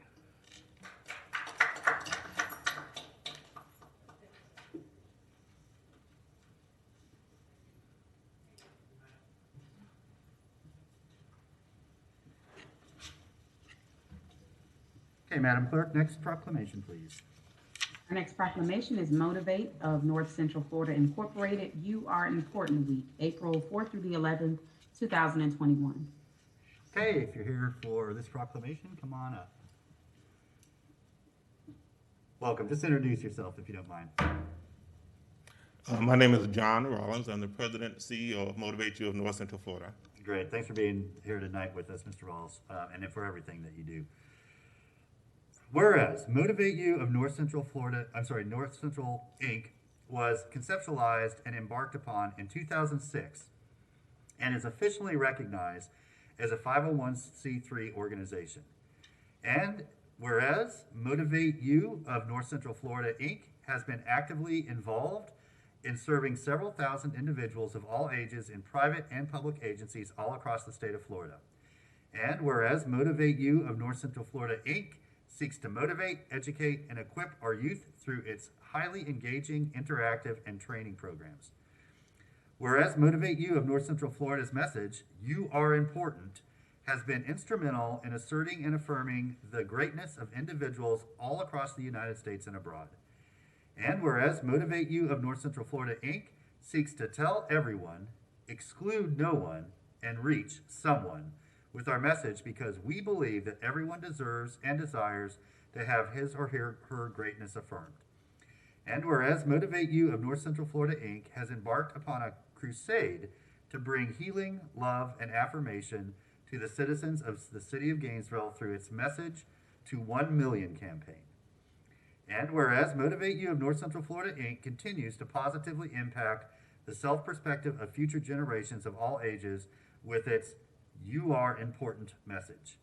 Now therefore, I, Lauren Poe, by the authority vested in me as the mayor of the city of Gainesville, do hereby proclaim April 4th through 11th, 2021 is Motivate You of North Central Florida Inc. You Are Important Week in the city of Gainesville, and invite all of our citizens to join me in congratulating Motivate You of North Central Florida Inc. on their contribution to the community and wish them continued success. In witness whereof, I have hereunto set my hand and caused to be affixed the official seal of the city of Gainesville, Florida, this 22nd day of February, 2021. And Mr. Rawls, I'm sorry, I must have been double or triple tasking because I found some typos in this one as well. So we're going to get you a clean and corrected copy and get that out to you. I very much apologize for that. But please say a few words about your incredible organization. Thank you, Mr. Mayor, and thank you to each of the commissioners. Commissioner Simmons, thank you. And I called her out because she attended our official launch. So I want to thank you again for your support of our organization. Much of what I want to say was included in the proclamation, but our goal is to just change the global perspective of self-worth and internal value. I think more so now than ever before, there's a need for people to know that they are valued, that they have worth. I think the incidence of suicide are increasing. Mental health and mental anxiety, there's an upswing in that. And what we're trying to do through our message is to remind people of their worth, help them to understand that there's a reason to go on. And so that's the whole goal of the You Are Important message. I know it's a simple message, but it is a powerful message, and it is touching and impacting lives locally and abroad. And so thank you for the opportunity to receive this proclamation. Our goal is to reach the schools, reach the government, reach private and public businesses, and just share the message. I know that I probably am not able to present to you, but I did bring You Are Important wristbands. This is something that we give each student, each participant in our program. We have programs throughout the school. It's an interactive program called Living Large. And in that program, we teach students the skills that they need to succeed. We teach them leadership. We encourage them to become a leader that others want to follow. We talk about their attitude, develop and maintain a winning attitude. We talk about relationships. We say be purposeful and intentional. Make every interaction productive and healthy. Goal setting and attainment, be purposeful and intentional in your pursuits. And then excellence, cultivate a lifestyle that makes you proud, that makes others proud. In other words, make good decisions. In every program, we make sure that we leave the students with a wristband with the "You Are Important" message on it to remind them of their worth. I did sanitize my hands and use gloves when I put them in. So if anybody is interested in receiving them, I welcome to share it with you and with the other members of your team. And once again, thank you all for the opportunity. I'm grateful. Hook you up. And there are multiple colors. So I have Gator, I have high school. So You're not a Gator. I just made that clear, but I'm not hold on. Okay. Of course, I should have. Here, let me do this. I'm gonna get one that I didn't touch. We try to be socially responsible.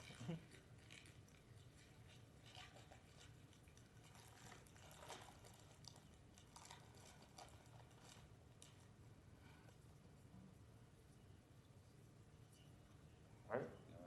Oh, we got it. There we go. All right, thank you, sir. Thank you, sir. All right, thanks everyone again. Thank you all. And I don't know if I can leave these anywhere for anyone who wants them. At the desk? Yeah, Kevin at the front desk, the security guard. If you give some to him, he'll get them out to us and anybody else on staff who wants one. But really, thanks for all that you do. Thanks for being here tonight. Really appreciate it. Blessings. All right. Oh, I'm sorry, Commissioner Simmons. I think Commissioner Simmons wanted to say a few words before you leave, Ms. Rawls. Go ahead, Commissioner. Mr. Rollins, before you leave, I just wanted to thank you and your organization for all the great work that you do in our community. And you've been just so modest in your speech, but you've done a lot of great work for a long time in this community. And I wanted to highlight the great work that you've done for the residents of this great community. So thank you again, and I wish you continued luck. You've really have hit a place in our community where the need is so great. And because of your great leadership and the care that you have for our young men and women, it really means a lot and it impacts them greatly. So you are truly a great leader and a role model and an inspiration. So thank you so much for all the work that you've done in this community. Thank you, Madam Commissioner. All right, thank you, sir. Enjoy the rest of your evening. You're welcome to stay. Got lots of juicy stuff on our agenda, but you're also free to leave. We know you have important work to do. Okay, Madam Clerk, next item, please.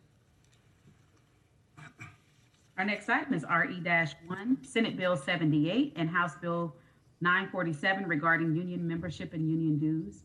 A resolution of the City of Gainesville, Florida, opposing Senate Bill 78 and House Bill 947, which would require new procedures for union membership and union dues deductions, providing directions to the city clerk, and providing an immediate effective date. All right, thank you. We asked for this resolution to be drafted and put before us. Commissioner Johnson, do you want to do the honors since you brought this up before the commission?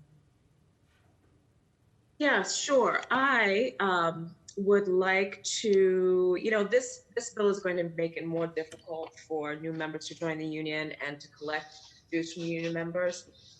So I am going to propose a small change, though, to the resolution. So I'd like to strike, whereas this new requirement for a membership authorization form for union membership has no effect on the city. And instead of that, I would like to add at the beginning I'd like to add, whereas this new requirement for a membership authorization form is designed to discourage union membership. Okay, so we're going to need to do a couple things. One is we're going to need to get that in writing and get it placed before us because we need to have. I can do that right now. I can share my screen. Do you want me to do that? Sure. And just one other thing, there'll be a delay in sending this out because Ms. Shalley is not here. Well, anyway, there'll be a delay, but that's fine if you want to change that language. Since Ms. Shalley's gone until next week. we won't be able to get the new resolution out until then. But we can inform our delegation that we passed it. Okay. So do you want me to share the screen still? Sure. Okay.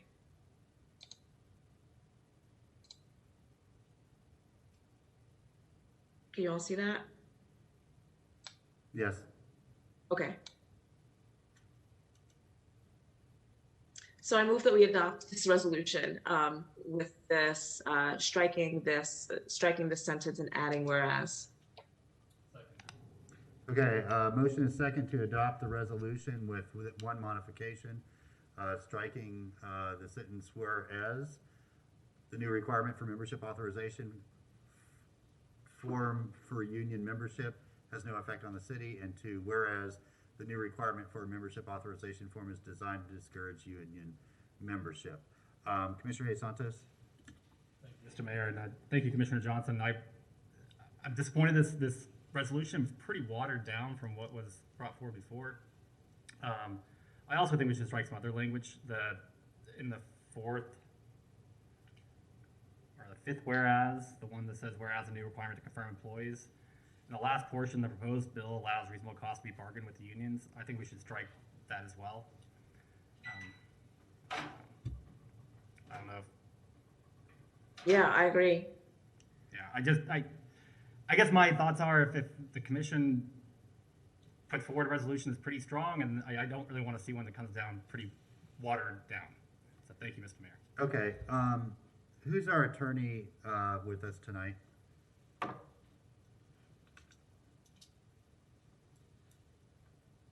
Mr. Mayor, David Schwartz, can you hear me? Mr. Schwartz, okay. Yes. If Commissioner Johnson and Commissioner Hayes Santos, if you'll email the language change to Mr. Schwartz, Mr. Schwartz, if you'll take that language change and type up a strike through and replace version of the resolution, I'm going to table this until later in the meeting so we can look at the new complete amended resolution and vote on that. Okay? Okay. Okay, so both of you, if you'll email your changes to Attorney Schwartz, he can get on that. Mr. Schwartz, do you have any questions at this time, or do you just need the language? Also need an electronic of the resolution, but maybe I can get that straight from the addenda. I don't have the original of that. Okay, I'll let you work with the clerk on that. Commissioner Santos? Okay.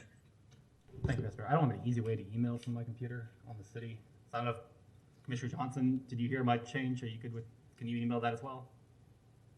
I didn't write it. Maybe the clerk did.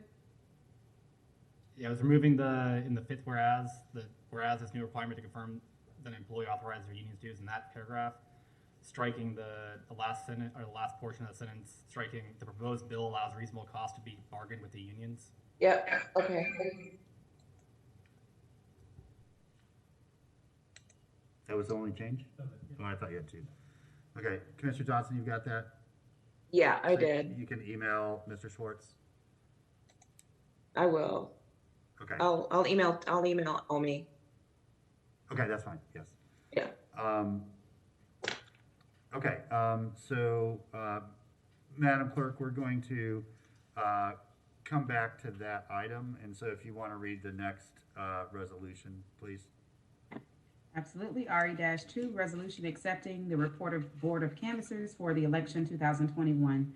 A resolution of the City Commission of the City of Gainesville, Florida, accepting the report of the Board of Canvassers for the City of Gainesville, Florida election held March 16, 2021, and providing an immediate effective date.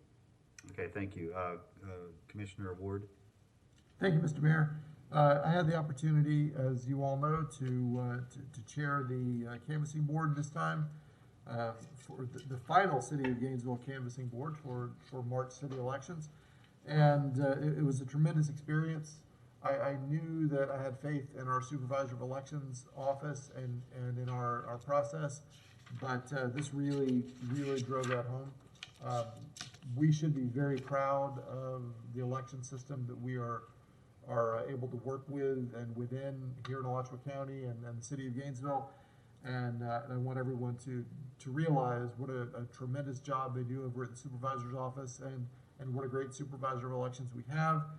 And that is, of course, complemented by our clerk's office here, who has been instrumental in the execution of city elections for many years, and will continue to be so at some degree. But I really enjoyed working with Mr. Budd and with our clerk, Ms. Gainey, and with Dan Nee from our attorney's office and the folks at the supervisor's office.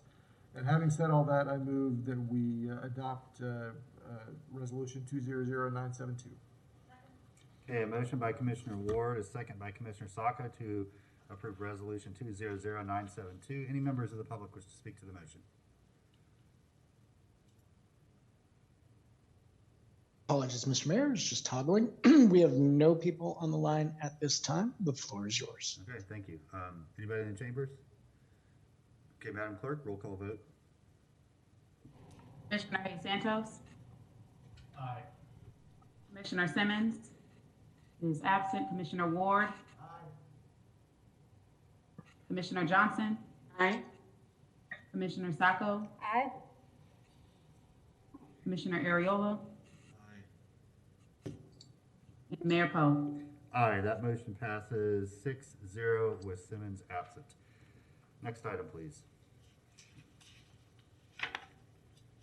Our next item is RE-3, approval of surplus property list, with the recommendation that the commission approve the resolution declaring the city property as further described in Exhibits A and B as surplus, and approve the donation of the exceeded parcels to the affordable housing providers, and extend the expired reverter clause for 2 years on 2 Alachua Habitat for Humanity Incorporated parcels, and authorize the mayor to execute and the clerk to attest the resolution, subject to review and approval of the city attorney's office on legality.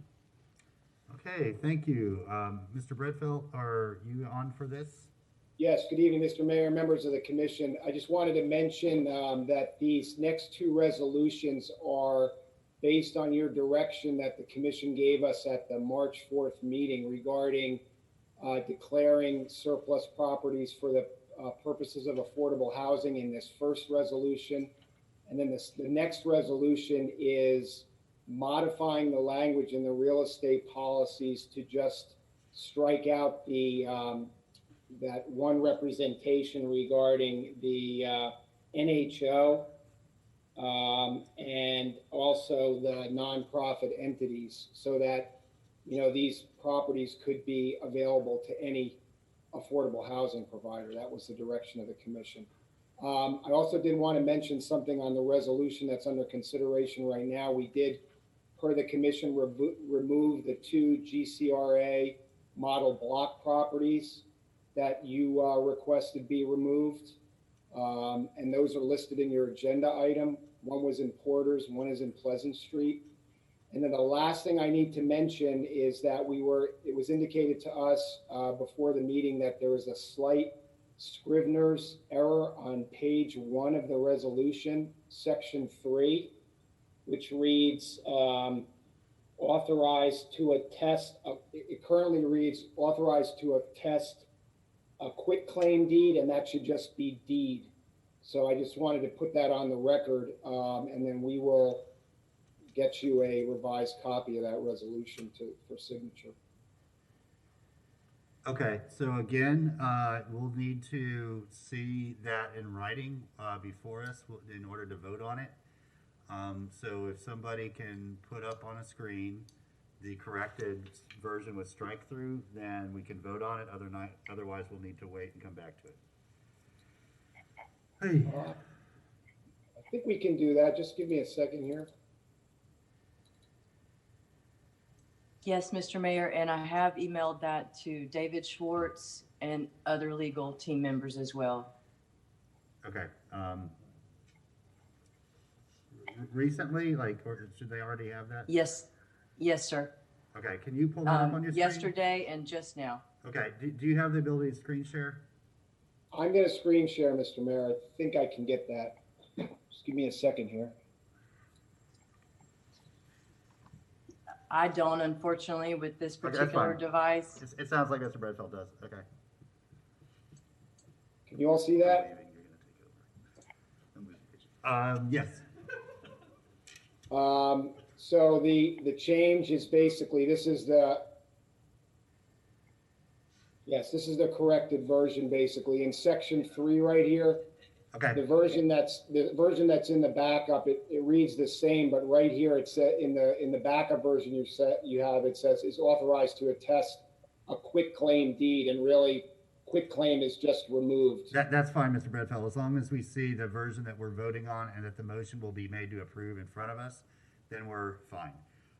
Thank you. Okay, Commissioner Hayes Santos? Thank you, Mr. Mayor. I move that we adopt resolution 200958 that is in front of us and the rest of staff's recommendation. Okay, a motion by Commissioner Hayes Santos, seconded by Commissioner Sacco to approve the resolution as seen before us right now, the corrected version, dropping the word quit claim under section 3. With that, we'll go to members of the public. Adam, we'll start with you. Mayor, there is no one on the line. The floor is yours. Okay, anybody in chambers? No? Okay. Madam Clerk, roll call vote. Commissioner Simmons is absent. Commissioner Ward. Aye. Commissioner Hayes Santos. Aye. Commissioner Johnson. Aye. Commissioner Sacco. Aye. Commissioner Ariola. Aye. Oh, Aye, that motion passes unanimously with Simmons absent. Next item, please. next item is RE-4, updated real property policy, with the recommendation that the commission review the proposed and revised real property policy and adopt the resolution. Yeah, on this one, Commissioner, Mayor and members of the commission, this was the direction of the commission as well. On page 9 of the city commission's adopted real estate policies, which is in your backup, there's a strike-through version, basically.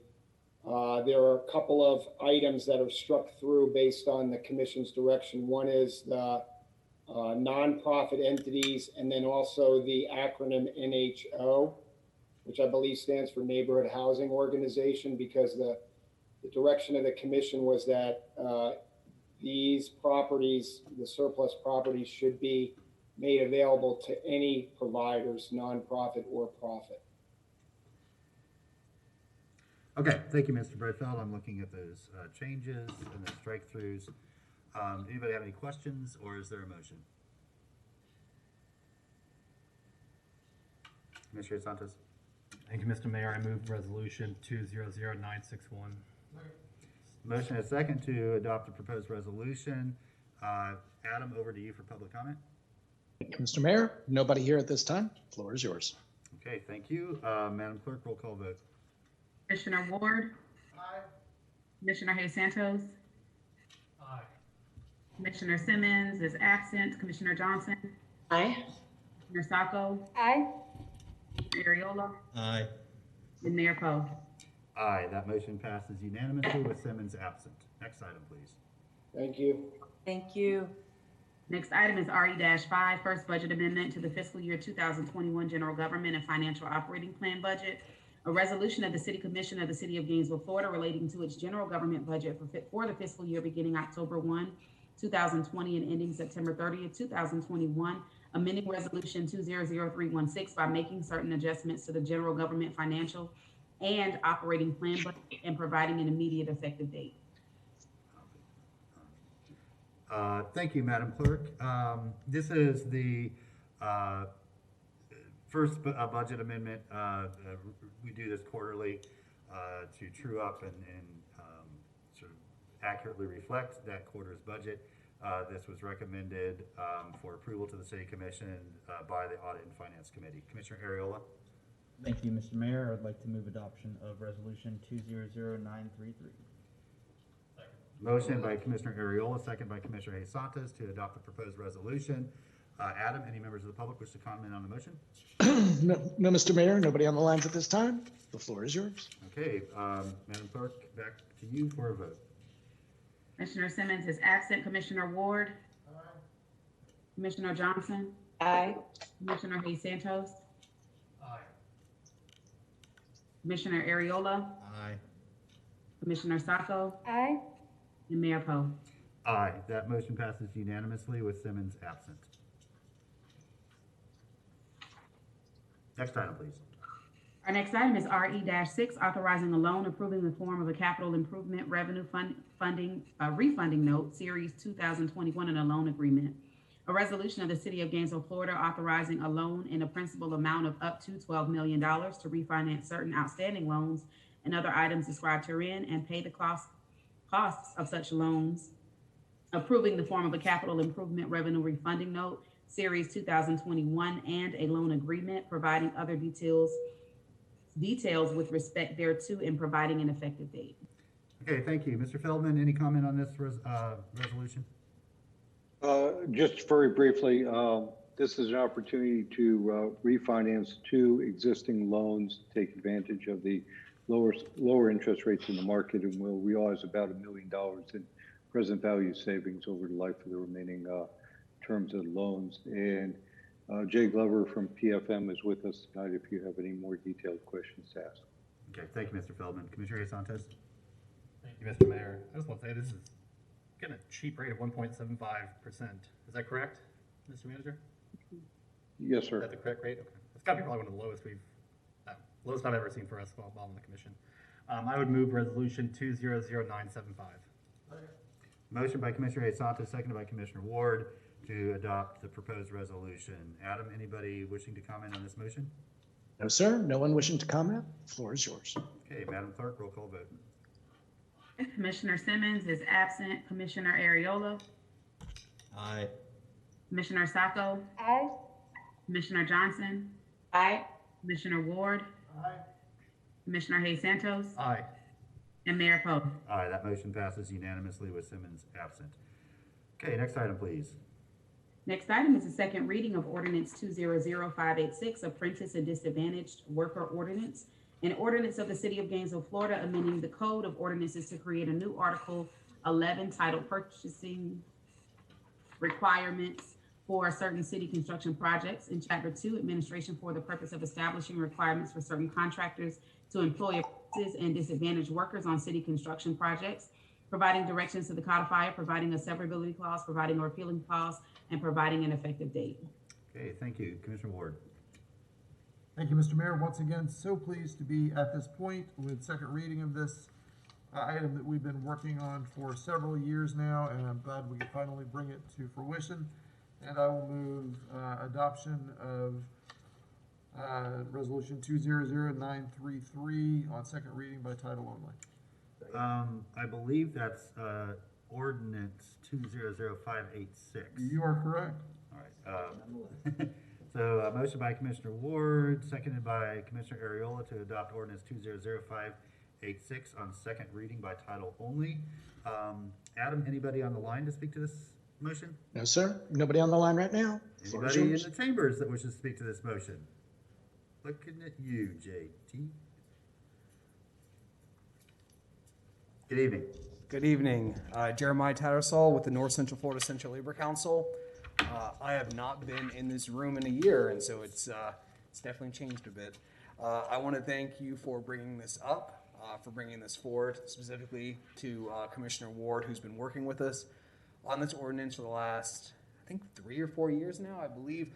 Yeah, 3 years. We had talked about it when you first ran for office, and then for 3 years now, we've gone around, we've gotten consensus from a lot of people, certified apprenticeship programs from Santa Fe College to the unions in town, from various groups like Community Springs that represent returned citizens and other disadvantaged workers.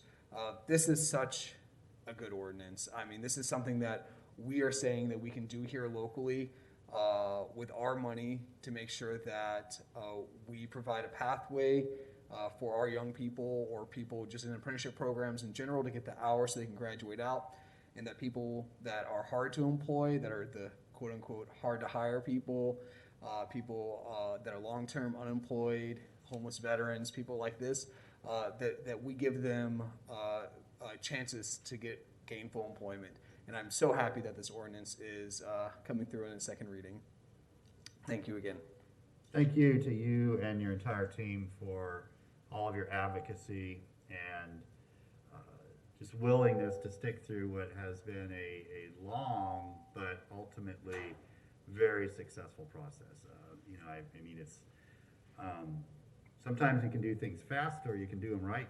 And this time, I think we recognized that it was really important to get this right, and we're going to have a really strong and powerful tool in place that's going to help a lot of people for the next generation. I mean, I think that's an exciting thing. This isn't something that just helps folks next week, but for a generation. So, yeah, again, thank you so much for all the behind-the-scenes work that went into this. It was incredibly meaningful for our entire community. So, thank you. All right, Madam Clerk, back to you for a vote.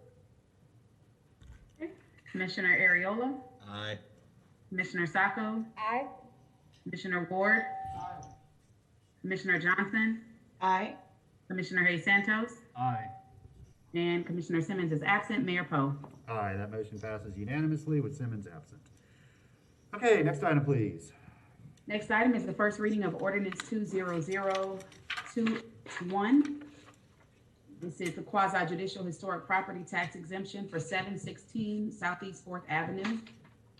An ordinance of the City of Gainesville, Florida, finding that property located at 716 Southeast 4th Avenue, Gainesville, Florida, as more specifically described in this ordinance, qualifies for an ad valorem tax exemption for historic properties, granting an exemption from ad valorem tax for certain improvements beginning January 1, 2021, and continuing for 10 years under certain conditions.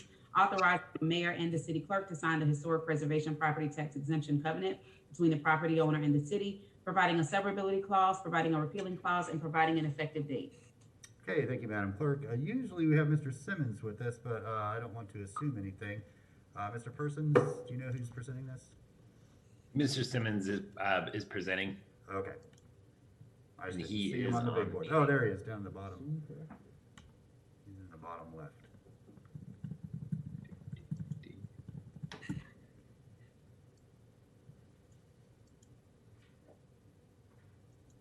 And you are also fine if you want to go ahead and take a vote. I think it's good for the record just to make a brief presentation.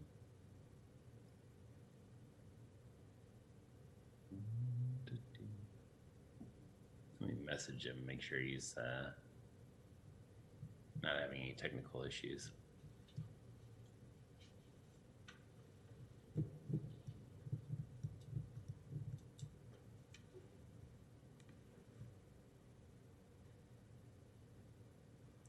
I'm just going to broadcast, so I'll be right back.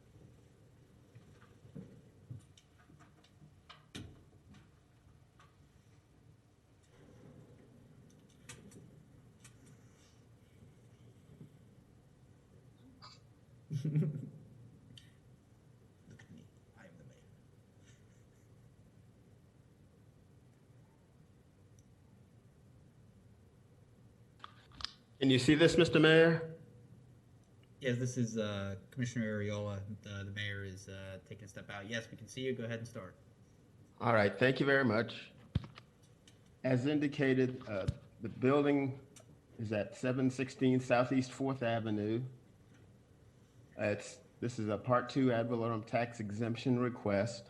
The building was built around 1955, according to the property appraiser's office, and it is a contributing structure to the Southeast Residential Historic District.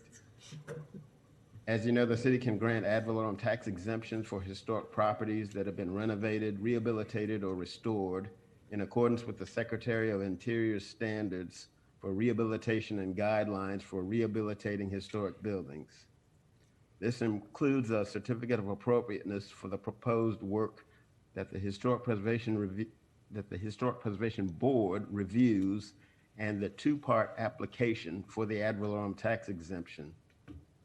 In this particular case, in 2017, the applicant requested a COA for the addition of a master bedroom suite, a front porch, relocation of windows and doors, the replacement of existing windows, a new carport and connector, a new chimney, a new courtyard wall, and fencing.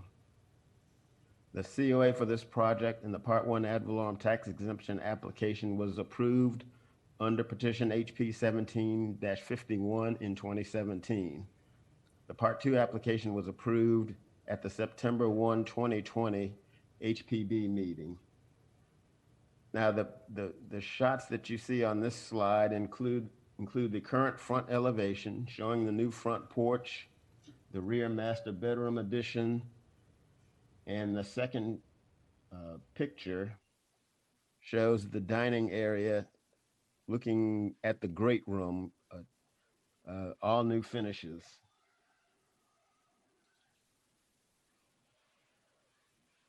So here you have a before and after. The top two pictures are what the house looked like before in 2017. Again, this location is 716 Southeast 4th Avenue. The zoning here is urban 3. So you see the first two shots, then you see the after shot located here. This is a view of the carport at the rear yard, the east side of the house, and the new fireplace. This picture here shows the south elevation showing the new porch. Then you have the two pictures over here, one showing the new driveway with the fence and carport, and a view to the east in the backyard that looks at the new carport and the new rear porch.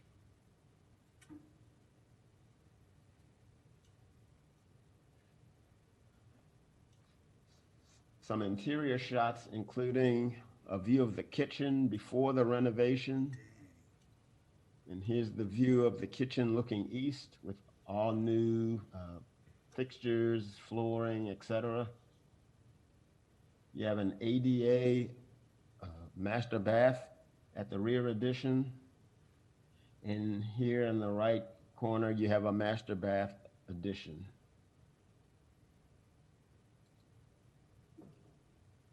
So the basis for staff's recommendation is that the property is eligible for the ad valorem tax exemption because it is a contributing property to the Southeast Residential Historic District. Section 25-65 of the Code of Ordinances authorizes ad valorem tax exemptions for historic properties. The COA and the Part 1 ad valorem tax exemption application was reviewed and approved by the Historic Preservation Board at their November 2017 meeting.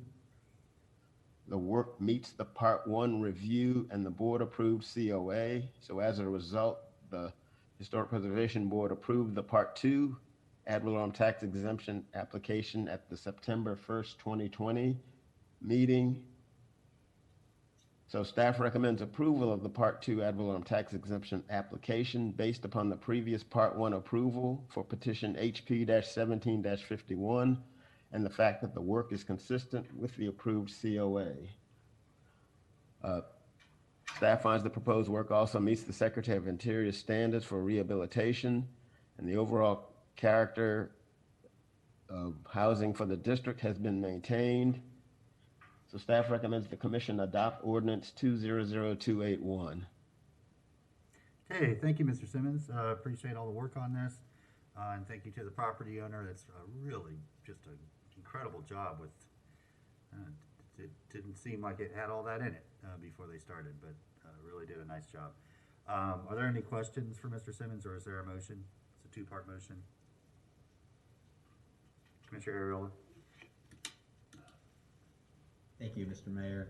No questions, just ready to move adoption of ordinance number 200281 on first reading by title only and the attendant petition. Okay, approve part 2 of the exemption application. Commissioner Hayes, I'm sorry, was there a second? There's no second? Okay, thank you. Commissioner Hayes, the second was Commissioner Ward, Madam Clerk. Good. Thank you, Mr. Mayor. I support this, but one thing I think we should note, and I think we'll probably start seeing more and more, I mean, this is $400,000 and things we're subsidizing in essence by having it allowed to be off the tax rolls, and that we are subsidizing the rise of housing values in these areas. So just something to keep in mind as we're moving forward and probably seeing more of these. It helps to keep the prices rising in some of those areas by maybe having them fixed up too much. Thank you, Mr. Mayor. Thank you. Mr. Adam, anybody on the line?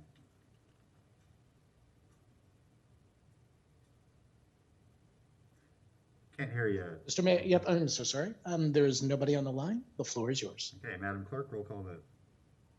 Commissioner Hayes Santos, Aye. Commissioner Simmons, Aye. Commissioner Ward, Aye. Commissioner Johnson, Aye. Commissioner Sacco, Aye.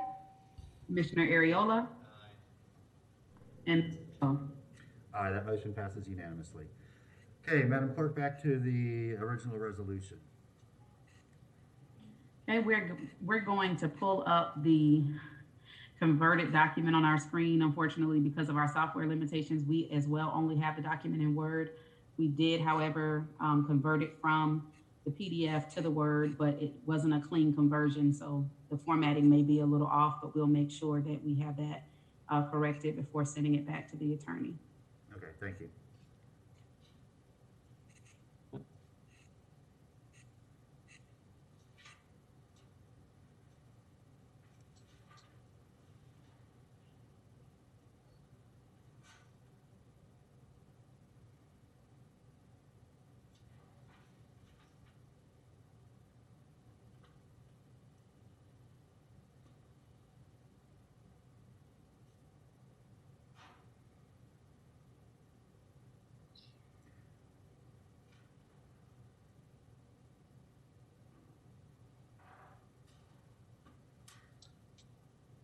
Okay, so is that everything?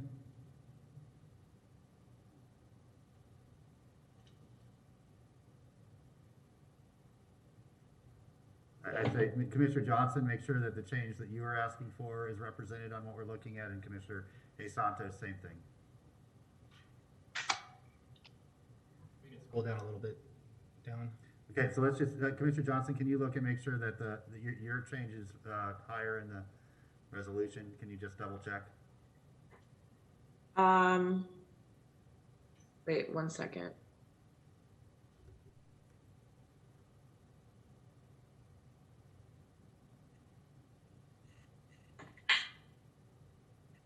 This new requirement, where is that?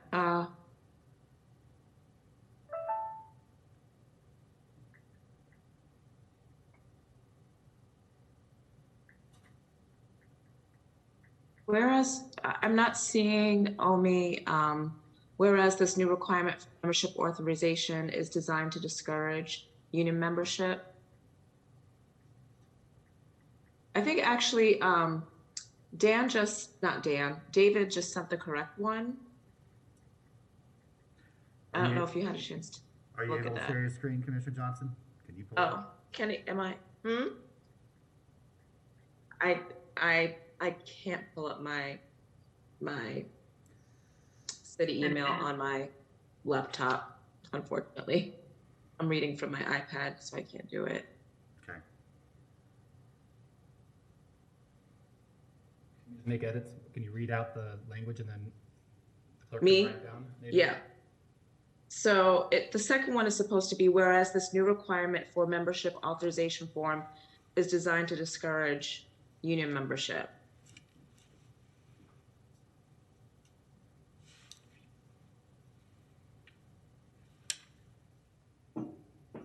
So it should be the second whereas. Right, so we've stricken the original whereas, Madam Clerk. Yep. We just need to add the replacement. Yeah, but added above this whereas. So whereas to union membership.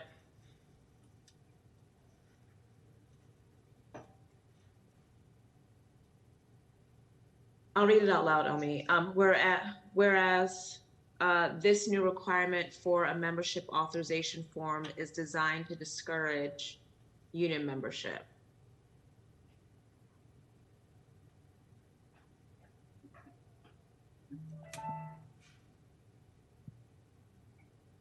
Yeah, thank you. And I think we need to and after that too, probably. And then can you strike the, and then it's the, down a little further. Wait, go back up. Strike that whereas that's just dangling all by its lonesome. Okay. That's fine, okay. And then down to Commissioner Santos change. In the whereas of this new requirement to confirm that an employee is in that one, the last thing after last comma, the proposed bill allows reasonable cost to be bargained with the unions. Strike that language. You need to keep the and though.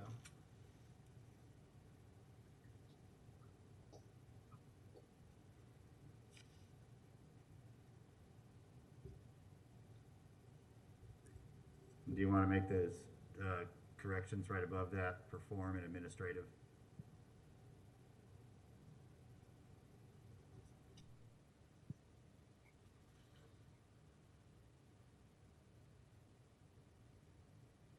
Okay, oh, and then down below there at the end of now therefore, let it be resolved at the end of that.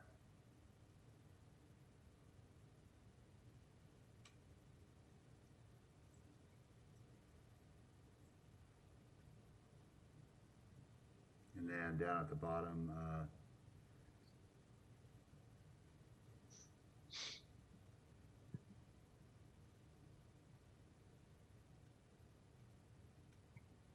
okay. All right, there's some tidying up with some of the formatting, but the language is correct. So, anybody want to put a motion on the floor? Move resolution. I don't know what the number is. I move it though. 200924. Thanks. Second. Okay, motion and a second to adopt the proposed resolution as has been amended that we see before us. The motion was by Commissioner Johnson, seconded by Commissioner Hayes Santos. Any members of the public wish to comment on this that are in the chamber?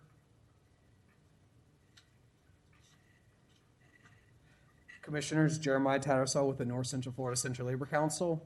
I just want to thank Commissioner Johnson, which is strange addressing you, Commissioner Johnson, on the screen, but not here. COVID. I want to thank you for bringing this resolution forth. This is a really important resolution.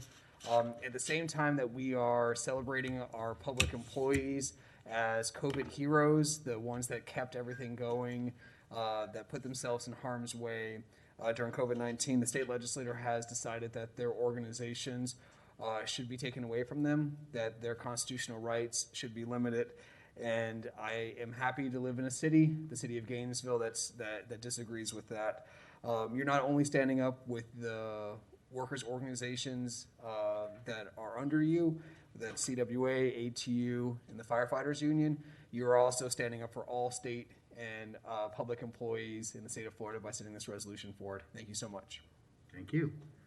Adam, anybody on the line? No, Mr. Mayor, no one on the line. The floor is yours. Okay, Madam Clerk, roll call vote.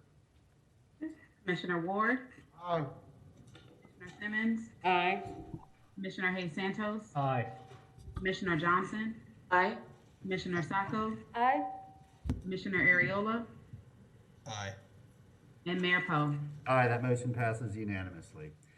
All right, we have reached the end of our business. I'd like to thank Officer Davis and Lieutenant Durst for being with us tonight, keeping us safe and making sure people are welcome to come here and know that they'll be able to do safely. And as always, the fabulous Miss Malden for keeping it so fresh and so clean.